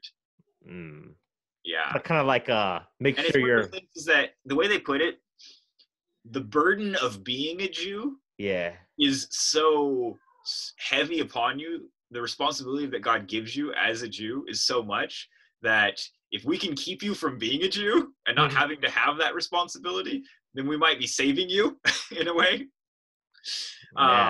That's a little bit about how strong in the Orthodox side of it is their atonement is, and about the nature of the importance of being a Jew yourself. Yeah, I mean, that's, again, I've always perceived Judaism as a religion that does not emphasize proselytization, right? Yes, that's exactly. Honest, they were very anti-proselytizing to me. Yeah, they were more discouraging one from being a Jew. Right, but Rabbi Tovia Singer, I think his message is mainly for Christians. Like, he's really trying to, because he basically... he's got kind of two goals from the way I see it. Okay. One is that he's trying to kind of challenge the Christians who he sees as attacking the Jews. Yep. And show them that, hey, you guys are totally wrong. And if you want to go believe your Christianity, go ahead, but keep us out of it. And then the second one is to Jews themselves, to remind them of what their actual religion is, and to keep them from falling into the traps of Christians who are trying to proselytize. Right. Give me 1 second. I need to put my daughters in check. Okay. They are... I don't want them interfering with the audio. They're like, I don't really care what they're doing, as long as they're doing it down. I think they're beating each other up, which is, it's fine. Just do it downstairs, because I don't want this. I don't want their like shenanigans ending up on the audio track. Hold on. Fair enough. You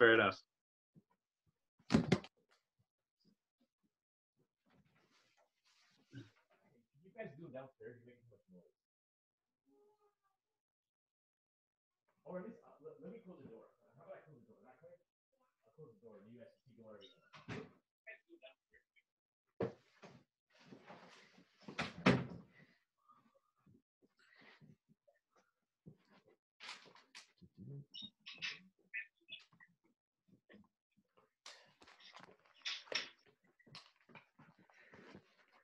All right, I'm back.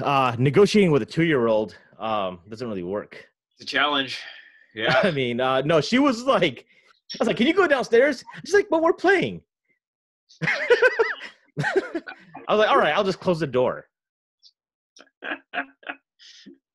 All right. So, anyways, so we kind of got through your issue with your little venture of Judaism. But are you talking about Rabbi Tobias Singer's his angle, like Christians that attack Jews, right? Yeah, he's got a two-sided angle, going after the Christians that attack Jews, Yeah. and then going towards the Jews that might be tempted to pursue Christianity.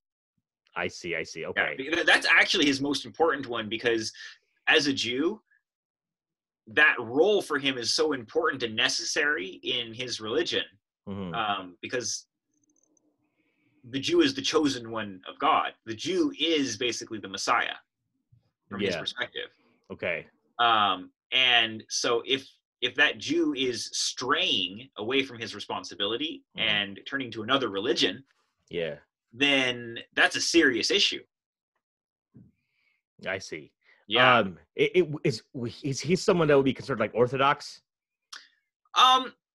I don't know if he'd necessarily be considered Orthodox, but he's definitely not a liberal Jew. Maybe like, because only I would say he might be conservative. His beard's not big enough to be Orthodox, right?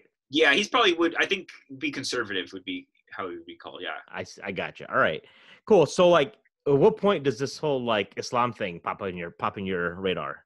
Other than the time that first year in Dr. Starbucks class, he talks about like the tawaf. That was a key one right there. You know, there was another element when we were actually studying, I think it was the book of Leviticus, which has got a bunch of like the law in the Torah, all the rulings and stuff. And I made a comment in class about how, wow, you know, it would be really interesting if somebody did a comparison with this to Islam's Sharia law. And I had no idea what it was. I just knew that it was this big thing that kind of was supposed to be similar in a way to how a legal structure. Sure. And I was getting really into the law stuff and how they were done in Judaism at the time. And I was like, okay, this would be fun to kind of compare the two. And he was like, yeah, this would be an awesome idea for a research paper. I don't know that there's been really anyone who's done this, that kind of a comparative study on a scholastic level, he was saying. So yeah, it was an idea. I never got around to it, but that was another thing that kind of was there. Basically what it was that there's always this kind of nagging thing at the back of my mind. I mean, I'd taken a world religions class, so I kind of knew the fundamentals of Islam, but they never stuck with me. But the thought about actually looking at Islam from a deeper perspective was just always there, nagging at the back of my mind. And I was like, okay, I'll do it sometime. And after Judaism, I kind of spent maybe 7 years or so as just like, okay, you know, I'm just agnostic, do things on my own, very humanistic moralities and stuff. And after living for a number of years like that, I kind of came to a breaking point and was like, you know what, I need to get back to spirituality. And that was the moment where I decided, you know, I've always refrained from looking at Islam, and I want to go back to how I had this innocent nature of how I addressed my relationship with God and religion and spirituality when I was a kid. I want to go back to that kind of childlike faith. That's a phrase you'll hear a lot from Christianity. And what I was describing again was like what I would say today is like I wanted to reconnect with my fitra, with my innate well-being. And I didn't know that Islam was going to provide all the answers for it. I just knew, hey, you know, I've never looked at Islam. It's always been kind of this bucket list thing. Let's go check it off. It's probably the next logical step. Religion to look at, right? Yeah, we'll complete this. And honestly, my thought was that it would literally just be that. I would be just checking it off the list, and then it'd be done, and I wouldn't find the answers there, and I'd move on to something else. Right. I spent 2 weeks looking at Islam before I gave my Shahada. What? Pretty much. I mean, it was a 2-month window, and for the first probably 6 weeks of that, I was like, okay, I'm going to be looking at Islam on such and such a date. I'm going to start looking at Islam then. And so Okay. maybe I'll listen to a podcast to kind of brief myself as to what Islam's about, kind of prep myself for it. So please tell me Mad Mamluks converted you. No, I had no idea what Mad Mamluks was at the time. I was like, I don't know, I want to get some credit or something.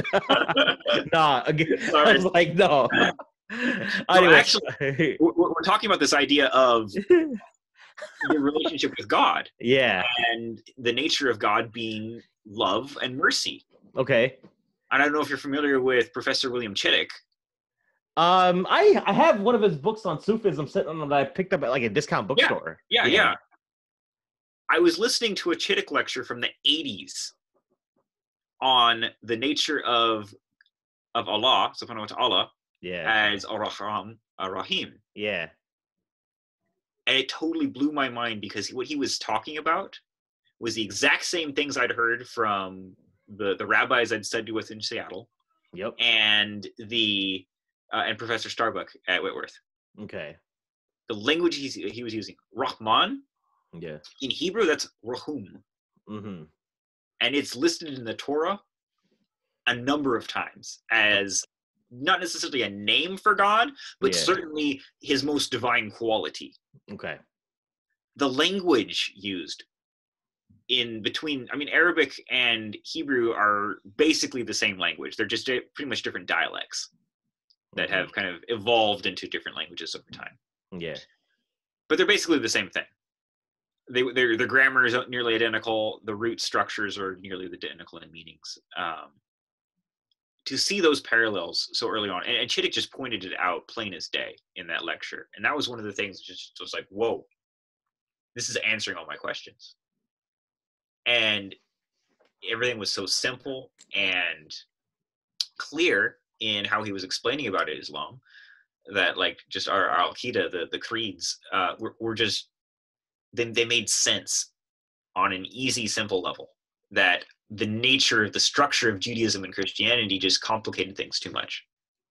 And it was exactly appealing to what I was saying that I was looking for something that made sense in an innate, basic level that even a kid could understand. And the thing that was, so a lot of times my dialogue with some Christians has been such that, like, when we get into the whole issue of, like, you start spinning your wheels in a way. That's how I perceive it. And then they're like, well, you have to have faith. If you can understand it, then it can't be God. Yeah, see, that is... You understand what I'm talking about? We'll have a distinction with, because, Christianity is always... It very much claims itself to be a religion of faith. And I mean, faith, we have that's Iman, right? Mm-hmm. Iman in Islam is something that's built off of yaqeen, off of certainty. Yes.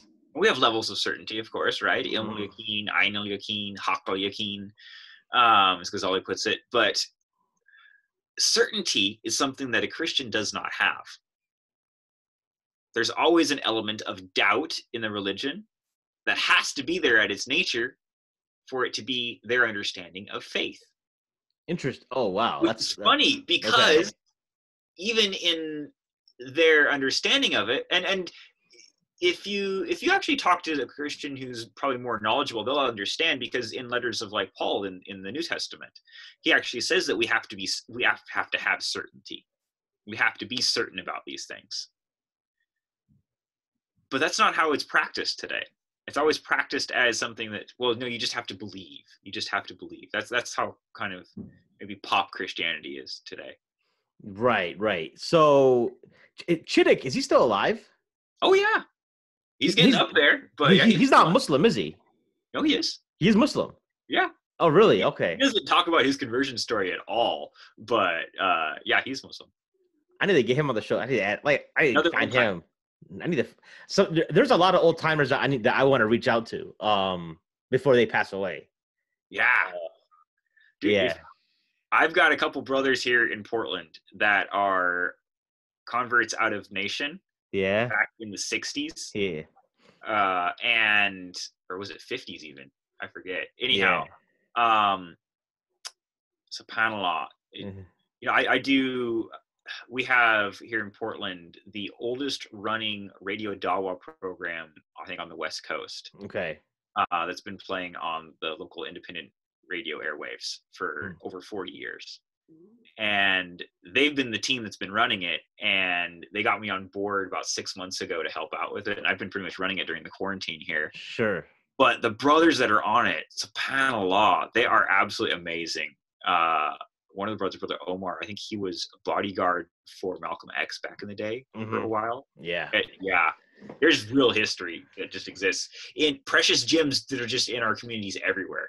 Right. Honest. Exactly. I mean, we had like in Chicago as well. So Chittick's lecture, is that I'm actually going to check this lecture out. I'll send you a link. Send me a link. And I'll probably even put it in the show notes as well, like maybe and on IG or wherever, so people can I'm sure people want to hear it. So then he ends up does that lecture itself does the job? That lecture was one that I listened to in those 2 weeks leading up to converting and getting my Shahada. It was that, and then just kind of listening to a little bit more to understand things even better. But that was really one of the things that did it. So you haven't really like popped like the Quran open or anything like that, right? I didn't open the Quran for 4 months after. Really? Yeah, I converted in February, and Ramadan was 4 months later. And when Ramadan was approaching, I realized I haven't even read the Quran yet. I should probably read the Quran during Ramadan. And so that was like my Ramadan goal my first year, was to read through the Quran. But there was no issues as far as like the media, what you heard about. It seems to me at this point though, you were, I assume it seems like you were already kind of at an academic level that you weren't gonna listen to like random naysayers. This might be a really funny thing of me having grown up in North Idaho, but we have a lot of kind of fringe conservatives who get into conspiracy theories. Yeah. And you know, when like the big thing that Islam is known for is 9/11, right? Right, yeah. So when 9/11 happens when I'm a kid, all of my friends are off on these conspiracy theories about, oh no, it wasn't the terrorists, it was all like this government plot and stuff. So back in my mind, my understanding is like, well, no, terrorism really isn't what Islam is anyway. It's this whole fictitious thing that we've kind of made up in the media. Okay. So I never really had that kind of fear, I guess, in terms of like what most people have in terms of Islam, just from a non-knowledge perspective. For me, it was just like it's this form of kind of Abrahamic religion that I don't know nearly enough about, and maybe I'll look at it one day. I really, honestly, I did not know hardly anything about Islam at all until I started looking at it. And when I looked at it with the knowledge I had of Christianity and Judaism, it filled in all of the gaps. It made perfect sense. It was the missing link that I had been looking for my entire life. Mm-hmm. So it's like the whole verse in the Quran where Allah talks about like text tells the people the book to like look back their own scriptures. Yes, exactly. Right? Yeah. Wow. So like that's so basically it's basically you listen. I mean, 2 weeks is a very short time, right? I've heard of like stories like they're rare though, because I mean sometimes it's like when you talk to people. I have a friend who Asian dude. He used to be a coworker of mine. We're still in touch, but I've probably been giving dawah to him since like 2011. I want to say. No, not 2011. I'll say 2012, right? And that's funny story is he's from like a Buddhist background, secular Buddhist background. Like parents aren't really practicing, but he's and we were co-workers for about 10 years. He moved on to greener pastures a couple years back, but around 2012, I think maybe like 3 or 4 years into like when he first knew I was Muslim, he was like like atheist. He was like, hey, how come religions all like, how come you guys all hate each other? Right? And I was like, I mean, I don't know. We don't really hate each other, but like, yeah, we only believe that, like, don't you guys, they believe that like the other guys are going to hell? And he's like, I'm like, well, not specifically, generally speaking, yes. I mean, but I can't specifically say about so-and-so. I can't tell you that Joe in the other office is going to hell. Right. Yeah. And then he was like, and all the rule stuff too, like, we weren't dating and stuff. He was like, man, that's too much. So I'm like, well, whatever. It's like average guy, but we were friends. We talked about sports and go out to lunch and talk about work stuff, right? All of a sudden in 2012, I think what happened was, and the interesting thing is, I think he was like kind of, I don't know if he was searching, but he was very open. So one time I was in his car, we were going to lunch, and he had like a flyer from like a church or something in his like thing. And he was like, oh yeah, Sam, the inspector, invited me to his church.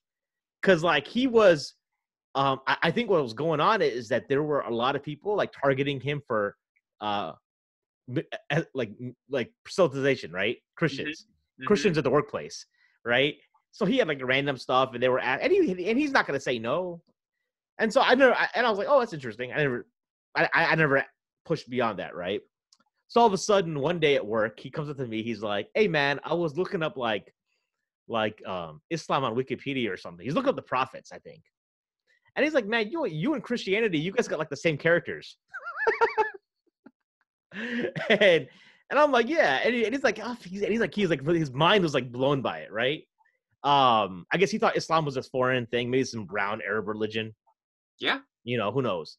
And then we got to talking, and I was like, "Hey, you know what? Why don't you come to this thing?" And we had this thing in Chicago called Convert Connection. And it was Professor Omar Muzaffar hosting.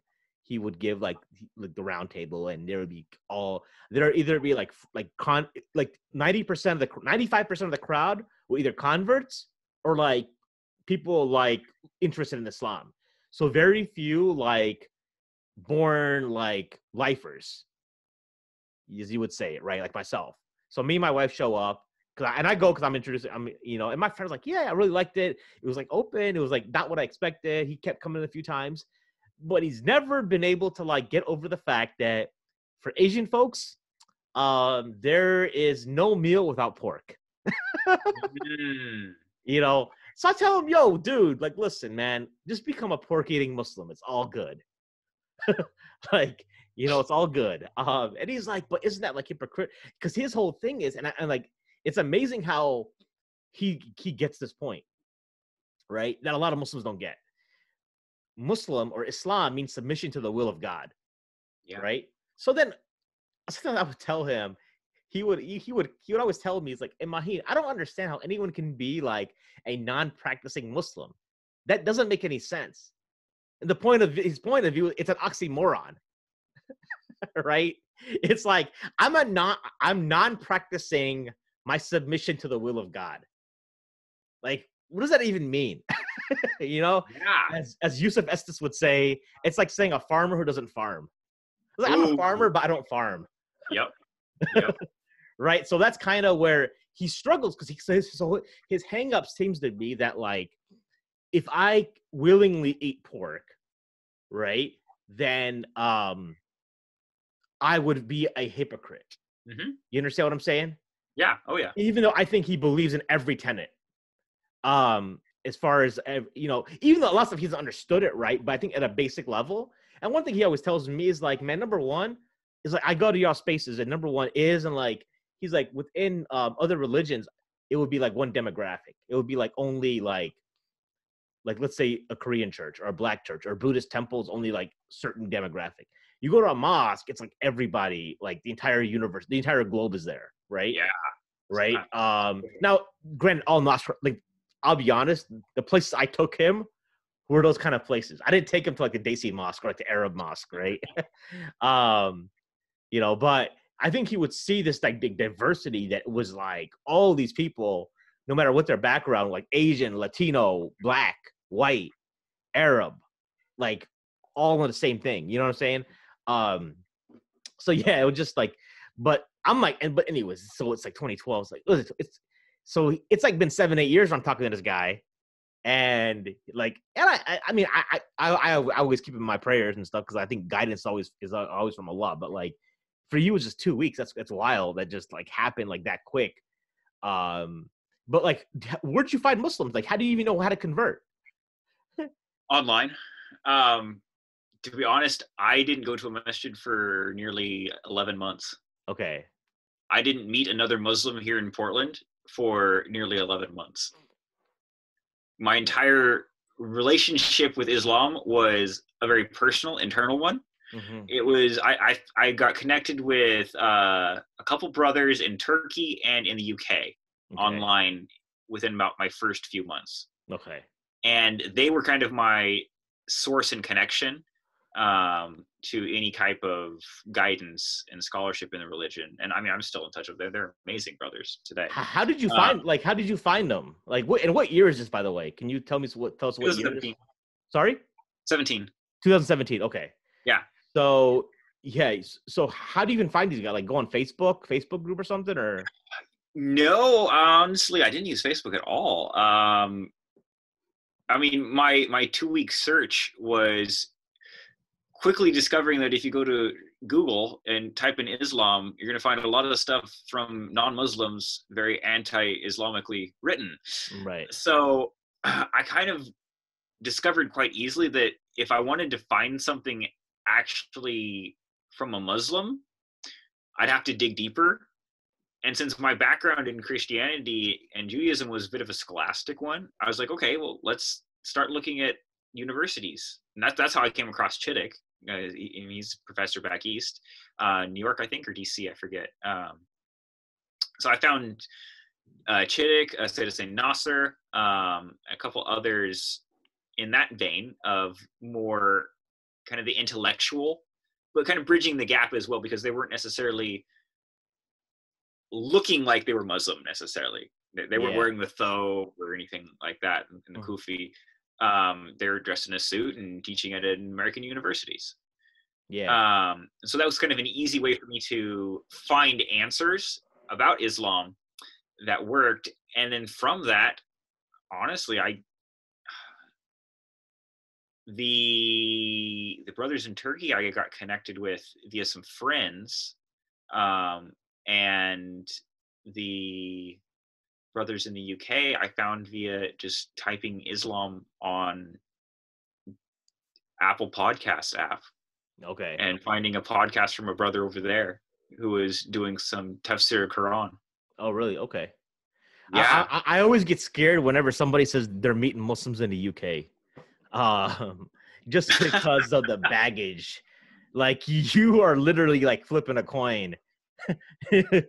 Like I was like, I mean, you literally could have called somebody and they'd be like, hey, I need you to get on the next plate of Syria, like right now. Right? Oh, true. But, I mean, you guys got blood brothers over there. Sorry? You got blood. Yeah, we got blood brothers. Right. Yeah. Don't count the UK. It's always like you always hear these like I've just heard so much scary stuff coming out of there, right? Like they always criticize Americans for being a little soft, and I'm like, hey, at least we're not doing time in jail, right? For getting on the wrong plane to Syria, man. Yeah. Like, we don't do that. We don't got that going on. But anyways, so yeah, this kind of it's really interesting. It's unusual that people will do. Although I've heard it before. I've heard. I don't know if you know Justin Parrott from the Yaqeen Institute.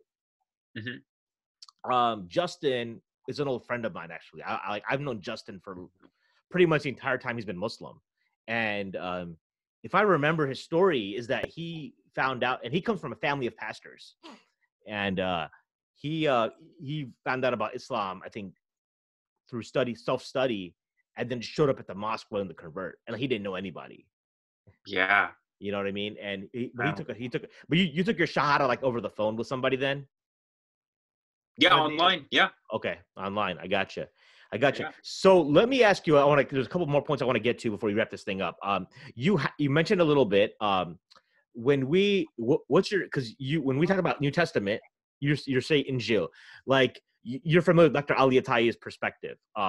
That yes, he believes that the Injil is preserved within the 4 Gospels of the New Testament in their critical Greek edition. This is something he gets a lot of flack for.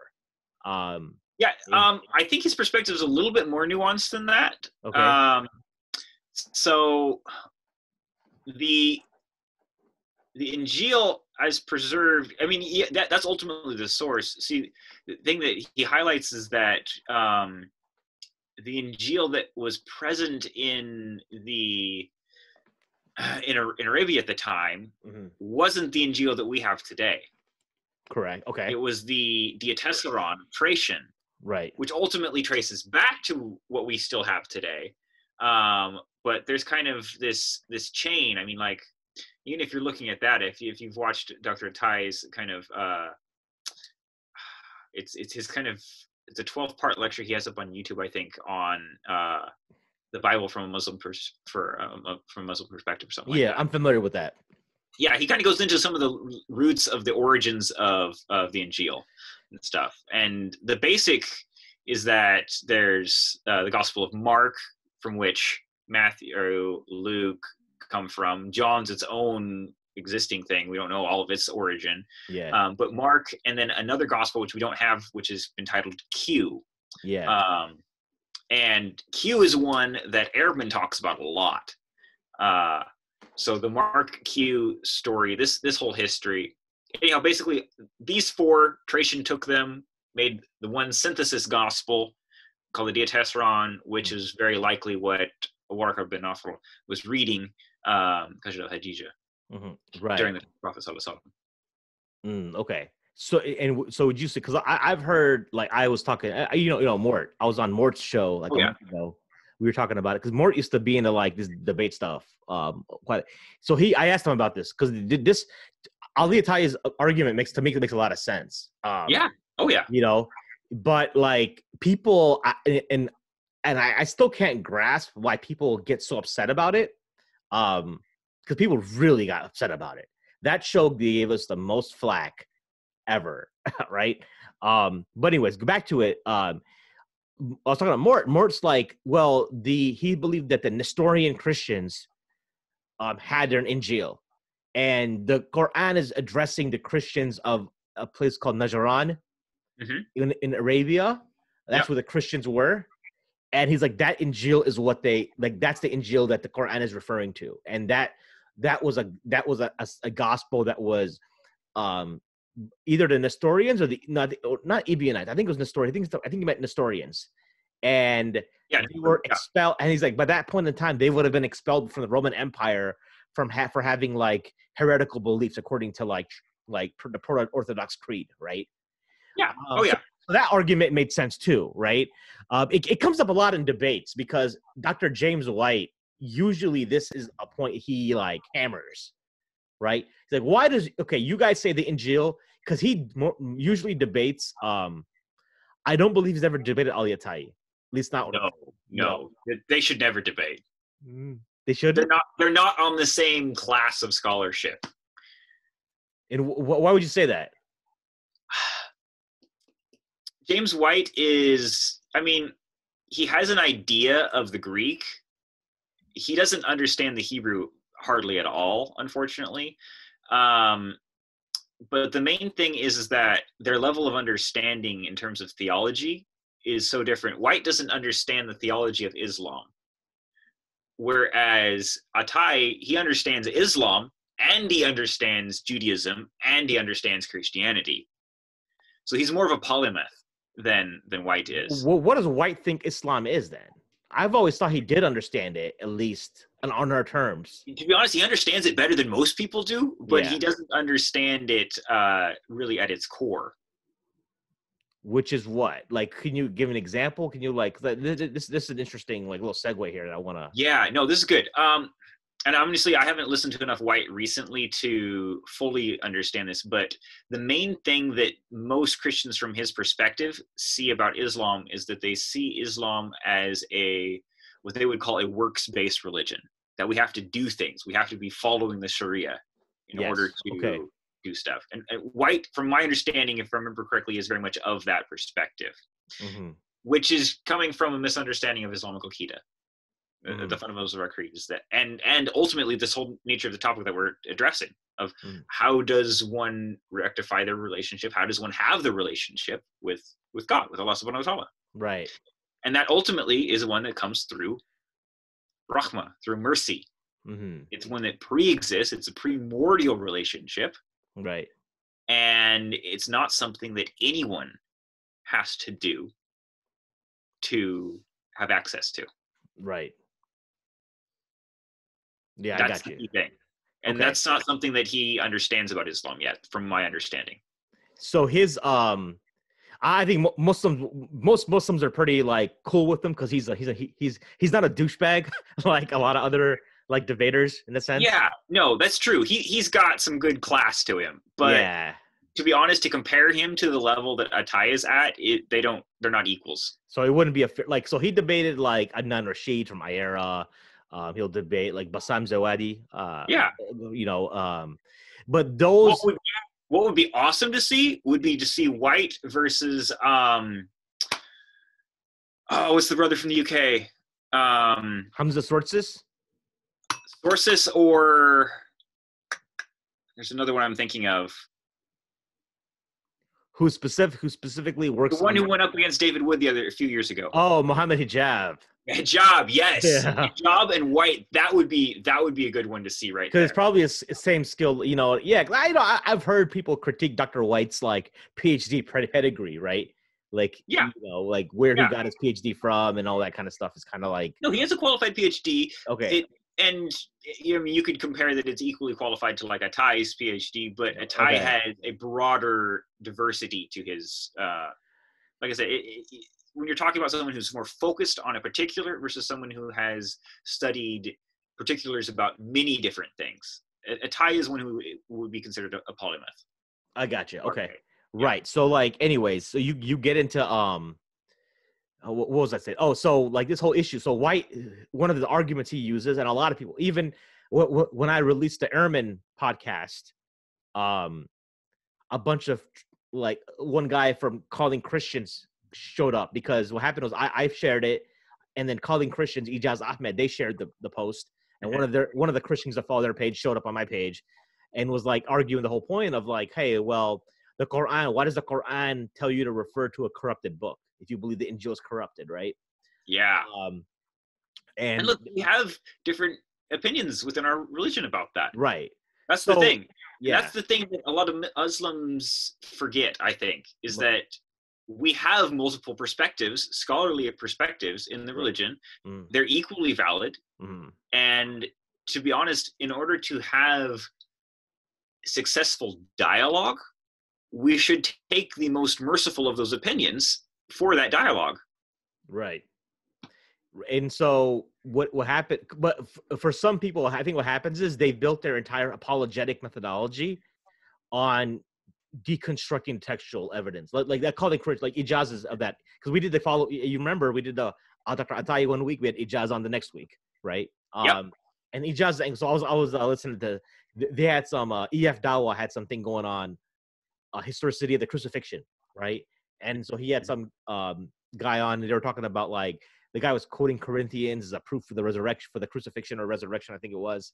Yeah. And he was like, when was Corinthians, like, when was the first manuscript, the earliest manuscript? I was like, oh, it was written in the 50s or something, or whatever. He's like, no, when is the earliest manuscript? And he's like, oh, 4th century. So that's what he's based. So his whole thing is, you can't trust anything in your book because it's so corrupted, right? So now you've got a guy, Dr. Ali Atai, who comes across and like, no, which I guess is the premise of the Gospels is intact, right? The premise from Atai's getting his perspective largely from Ghazali's writings. Okay. And Ghazali's perspective is that if we're to look at Christianity's signs of authentication in the same light that we look at ours, we should basically consider their scripture to be mutwata. So it's got so many people that are agreeing upon it, right, that it counts, regardless of whether it's strong or weak. Okay. So he acknowledges the fact that there are like mistakes in that sense. Oh yeah, Ghazali's very critical of that. In fact, yeah, okay. That there's things that he'll blatantly point out and say that no, this is totally wrong. This makes no sense, and the way to do it is through al-Qidah. To point it out and say that, well, no, this makes no sense in terms of our understandings from Islamic theology. Mm-hmm. So this cannot be correct because of that. Or if it is correct, we have to understand it through this light. Right. Well, the whole point is like what he's saying, that like Dr. Ali Ataya says that like it's not the text of the Injil that was corrupted; it was the interpretation of the text that was corrupted. Yes. Right. Yes. In a nutshell. Yeah. And people still, this is going to be like an ongoing thing that's probably never going to like go away. And to be honest, I mean, if you're talking to Ehrman, he'll clearly also point out that no, there are places in the Injil where there are corruptions too. And I mean, I'm not as versed in Greek as most people who are doing Greek scholarship, so I would be hesitant to talk about those. But I mean, I know And I've read Ehrman's works, and he points out the most important ones that Christians should know about. There's a whole chapter in the book of John that we know is not authentic. Right. There's a few verses here and there highlighted throughout the synoptics of Matthew, Mark, and Luke that fit under the same category. There's multiple endings to the book of Mark that don't quite make sense for it to be original, things like that. I think sometimes where Dr. Ali gets into trouble is like, I know he means a certain thing, but then his way of articulating it is like, he'll say New Testament, right? He'll be like the New Testament in general. And then people will be like, whoa. Like, you know, because there's not just the Gospels. It's like the other 23 books, right? Yeah, that's actually a whole nother topic, to be honest, because if you're looking at the other books, you're looking at multiple different authors, right? Multiple different times. To be honest, if you're looking at the classical 27 books of the Christian New Testament today, the Pauline letters have probably the earliest datings. Particularly, I think Galatians would be the earliest textual manuscript, if I remember correctly. Okay, so do you agree with most? Do you agree in the essence that like the New Testament, that the gospel writers are anonymous? The gospel writers themselves, yeah. Okay. I mean, it was Irenaeus, I think, of Lyons, who was the one who ascribed titles to them in 3rd or 4th century. Okay, but like, how can, I guess the question then comes up, how can you say the book is preserved in the sense if we don't even know who wrote it? We don't know who wrote it? Are we saying because the Quran tells us? Yeah, that's understanding. Is that your understanding as well? The Quran tells us? This is going back to that Instagram post that started some of this. I mentioned a few of the things. There's another Californian scholar, Robert Eisman. He's actually Jew. Okay. And he's done some really extensive research into the historicity of the Gospels. Okay.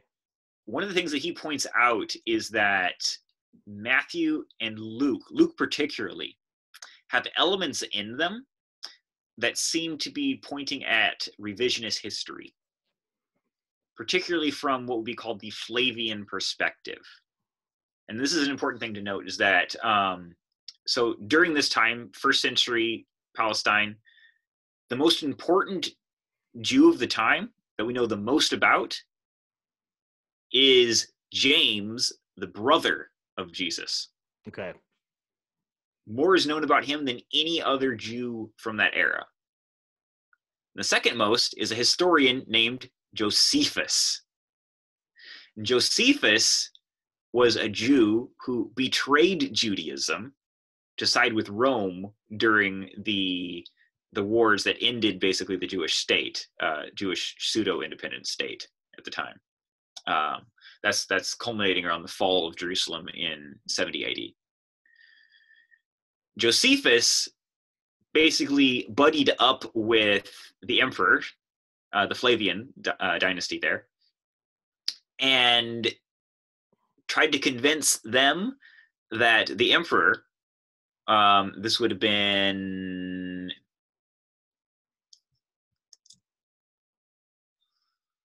forget the name, Titus's father though, that he was the Messiah.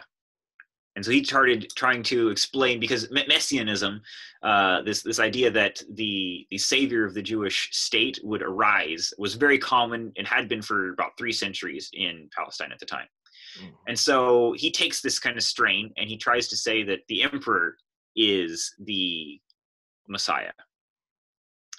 And he uses Jewish scripture to do so. And then with this, he starts writing what we know as the Annals of the Jews, the Josephus's documents, the War of the Jews, Annals of the Jews, the Jewish War, things like that, which are all the recountings of histories of the Jewish peoples.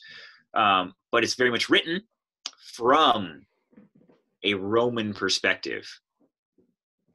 And there's very interesting elements about this. And then if you look, this is the fascinating thing. If Luke, the author of Luke, the character of Luke, is who the writings of the Gospels say he is, he was basically a cousin of Josephus and also a friend in the emperor's house. Okay. And so what Eisman points out is that, hey, look, we've got a gospel here, and then by that extension, connections to the Gospel of Matthew as well, that are actually not written from the Jewish Christian perspective. They're written from this foreign government's perspective, trying to actually come in and conquer these people. Okay. So can we actually trust these things that are there in them? Or is it going to have some sort of bias there automatically? Right. And now this is interesting because this sheds a whole new layer of doubt, and you'll have tons of scholars talking about opinions like this or other ones, but this is a very important one that actually has to be recognized. And I think particularly recognized in terms of like the Pauline flavor that spins on Christianity afterwards, because it becomes very Greek Roman centric as opposed to actually Jewish kind of Palestinian influence. Sure. Yeah. Sure. Last point I wanted to wrap up with is what's you talked about a lot in that video you sent me last week. This idea of unconditional love, right, that you found within Islam. Talk a little bit about, because I think you always hear about that God is love within Christian circles, that this is what it's all about. Islam is perceived as a very transactional, legalistic religion. You know what I'm saying? Yeah. I mean, like, or whatever. How did you walk us through this whole God? How you found this unconditional love within Islam that you necessarily didn't find within Christianity. Yeah, and this is the beauty of it, is because the Torah, the Injil, they talk about these same things, but people today talk about them as well and use similar language, but they mean different things by what they're saying. So in Christianity, Christian theology today talks about unconditional love as coming through something happening, which actually doesn't make it unconditional, it makes it conditional love. And if you grill them on that, they'll ultimately come down to saying that, no, Jesus had to die. Something had to happen in order for God's love to extend upon humanity, God's mercy to extend upon humanity and his forgiveness. So you have this dependent relationship. It's a dependency, which actually doesn't make it unconditional. It makes it conditional. It makes it dependent on something. Mm-hmm. And that's the important distinction that we have between all other religions and Islam, is because Islam recognizes that, no, it truly isn't conditional. It's unconditional. That Allah subhanahu wa ta'ala, his mercy extends over everything. Over the entire universe, right? Yeah. Okay.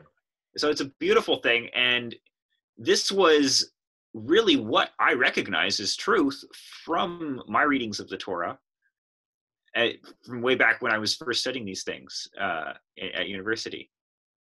And so to actually see that present, not just in the text of the Quran, but actually articulated properly from Muslims, explained properly by Muslims as what the core of the religion is based on, it instantly invited me into the religion.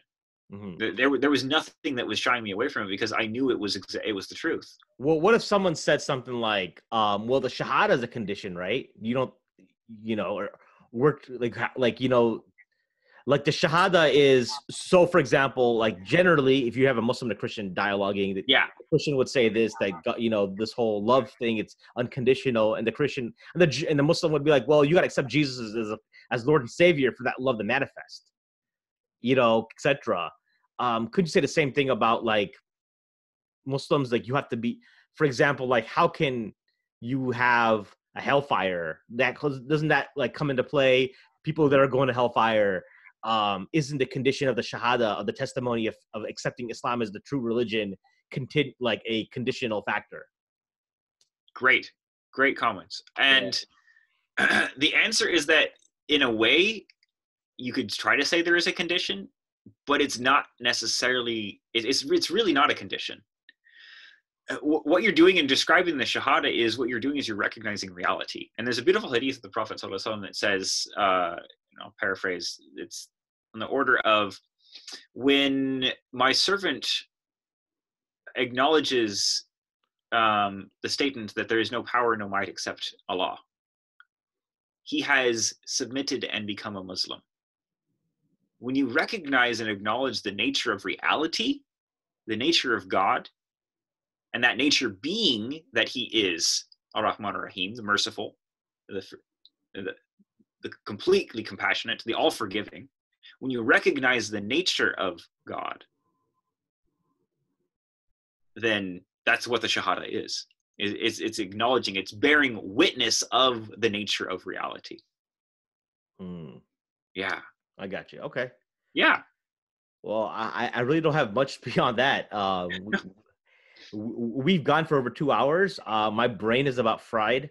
I think there's other stuff that I think we can certainly get into down the road, so to speak. So I didn't realize you had this whole other angle about you other than like this recovery coaching business. Yeah, you know, that's a whole other thing we didn't even talk about, really. No, we could table that for another time. But I think it's like, because I think that the objective of the show, of this podcast, is to talk to people of various worldviews about why they believe what they believe, right? And you know, at this point, I think it seems like it's just another Muslim podcast, and I don't want it to be that way. It's just like that my network is Muslims. Hopefully, I will. If you could definitely reach out to Dr. Starbuck, I would love to have him on, so to speak.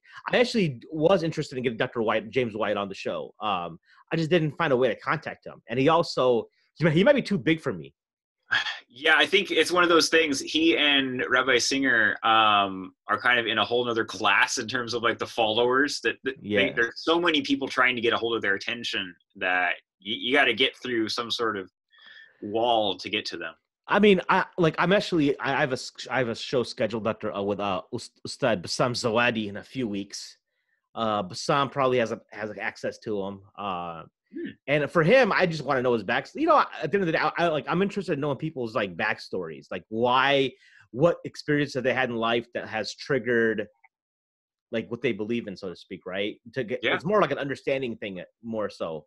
Obviously, I think if a Christian would listen to this podcast, I think I don't know how they take it, because it's kind of like it seems like more like, hey, it seems like something you'd see in the Dean show. Right. Sure. To be honest, if I could say something about that real quick. Sure. I really try to avoid dawa personally. Yeah. I mean, I've caught myself up in it so many times, but these kind of conversations that we're having them with a Christian or a Jew, these aren't the kind of conversations that are going to be productive to converting people. They're really not. Mm-hmm. So at their core, and particularly if you're going out and trying to do debates and stuff like that, it's really, and we've had scholars of the religion actually talk about this kind of thing. What it's doing is really just appealing to your own base, your own followers. Right. In order to actually have a constructive dialogue, you need to be talking about the things that you have in common, not the things that you have differences about. Mm-hmm. And that's what the Quran talks about in terms of there are people among the people of the book, the Jews and the Christians, who do good things. They're righteous. They're right. They're holding truth to the cores of their religions, and they are among the rightly guided. And, Dr. Starbuck, my professor, he's one of those people that I look to as probably maybe one of those people that the Quran's talking about in that kind of situation. Mm-hmm. Allah alam. Good. But the main thing is for us to kind of take a step back from, I think, how we traditionally look at dawah, and recognize that these discussions that we're having, even the most prominent scholars, like for us, Atai, for the agnostic, Erfman, for the Christian, if you want to look at White, or maybe Starbuck, my professor, old professor, even these guys, if they were to sit down in a session like this and hash these things out, they're going to have the same kind of disagreements. They're not going to see things eye to eye, and they're going to even be talking about this on a whole nother level than we will. Right. So what I think is that, and I think this is something that Dr. Atai tries to get to, is that this kind of traditional dawah that we've been doing for, at least the past maybe 50 years, mm-hmm. isn't actually producing the outcome, the desired outcome that we're looking for. And that perhaps we need to maybe rethink this and look at Dawa maybe more, in fact, maybe a more classical way, perhaps maybe more like how Dr. Omar Farooq Abdallah looks at it in like his article on cultural imperative, of just actually reaching out and connecting with people as they are. Right. Yeah. I mean, Hearing Islam more fluidly than through its static definitions. I'm waiting for his book to come out. Oh, inshallah, it's soon, inshallah. Yeah, but I think it's just a no. For me, like, yeah, when you're debating somebody, it's not gonna work. I do find though that like if you can watch two people go back and forth, as long as they're respectful, like like a debate, like the David Wood Muhammad hijab debate. I don't think that was gonna like. That was kind of like just like it's like watching WWE or something, right? That's exactly what that was. You know what I'm saying? Yeah. Like you're not gonna be, the Christian, even if they could see like Wood was he's a jerk, whatever. They're gonna be like, well, Muhammad hijab. They don't know the background of a lot of the stuff, so it just But maybe these kind of conversations where even if you're having with Christian, if it's open, people can see it back and forth, and then people who are like kind of open-minded can watch the dialogue and kind of see how, like, because what happens is that often is that you make an argument, you're talking to somebody, you're making an argument, and then they it makes sense to them, but then they're like, yeah, but there's got to be a counter argument that's better, and they'll go find that out, and they want to see that back and forth, like playing kickball. Yeah, and if you're looking at it like that kind of WWE version of a Dawah thing, then, well, you're not just going to have one debate. You're going to have the second debate, the third debate, different rounds, right? Right. It's a continued thing that just, there's no end to it, and you're not progressing people on the actual internal elements. That's the reason why I like to actually focus this conversation on love. Yeah. Because that's the heart of it. That's the reality of the nature of Allah subhanahu wa ta'ala. We're getting closer to truth, to haqq. Right. Like, so when you see these debates where they talk about, because sometimes what happens is also the people that debate, they're like, it's so technical that the average person can't even understand it. I watched James White debate a few years back, right? I remember, I don't know, Ehrman said on my show that he didn't like debating him. Remember that? I was surprised. But he's like, he wouldn't debate him again. He didn't like his, but but you're watching this debate and they're talking about like manuscripts and this and that. I'm like, who the heck even gets, like, and if you're at a church with a bunch of like layman Christians, they're not it's going over their heads. Right? Yeah. No, it's totally true. And I think that's partly like the issues that maybe you guys experienced when you had to tie on, is that he's talking about things that are vastly above people's heads. And then when he drops the kind of conclusion bomb about, wait, the Injil, we can actually read this. It's okay. And there may be something good in here. When you mention something like that, then all of a sudden it starts to really unravel people. It's like when Dr. Starbuck, for me, back in that first class I had my freshman year, he dropped the whole thing about how the Battle of Jericho didn't actually happen. Yeah. It's something like that. It's going to deconstruct your understanding of reality in a way. Gotcha. And that's not necessarily a bad thing, as long as it gets like that aftercare that's necessary. And in that debate setting, it's really not the way to do it. Because at the end of the day, you're like, as you alluded to earlier, like an hour and a half ago, that when you left college, at least you left with God. Your religion is deconstructed. But a lot of times people, their faith, it's deconstructed and they're left with nothing, right? Yes. And I think that's probably more of where Ehrman fit in. Because he had that same thing that I went through. But his was at Princeton. It was more hard. It was more rigorous, more academic. And I'm not aware that he was left with anything other than that kind of fundamental belief that, yeah, God exists, but I don't know how we have a relationship. Right. And that's something maybe we can. I don't know. I think he's got some book coming out. I gotta get on his blog. I'll figure something out. But yeah, for sure. All right, Tim, I appreciate it. Longest podcast so far, as I kind of thought it might be, because this is like. you like for a lot of this is just interesting to me, right? This is just something that I love this stuff. It might bore the hell out of some people, but I'm sure there's more people I want to just check out and see if anyone's actually I'm a bit of a nerd about this stuff too, so honestly, you could get me talking for all day about this, really, and it wouldn't bore me. Gotcha. Yeah. Cool. Sounds good. Well, I will cut the you can stay online for a second. I'm just gonna go ahead and stop the or I'll just tell the listeners out there, if you're watching the show, we're on YouTube now. If you're watching on YouTube, the Facebook is where we do our live stream. We'll upload to YouTube. If you want an audio version of this, you can look for it soon on the Apple Podcasts platform. And I don't even know where is my freaking camera? There. Maybe I should be looking at my camera. It's always am I looking? All right. So if you Apple Podcast, Stitcher, wherever you listen to your podcast, social media, Facebook, Instagram, Twitter. I'm on TikTok. I don't know what I'm doing on it yet. So with that being said, please again, thank you to our special guest, Tim Brennecke, right? Brennecke, right? Recovery coach. And we didn't again, that'll be part 3 of the pod. I feel like part 2 of the podcast with you is going to be like more of this stuff, and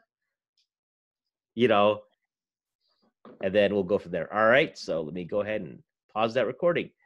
Take care, guys.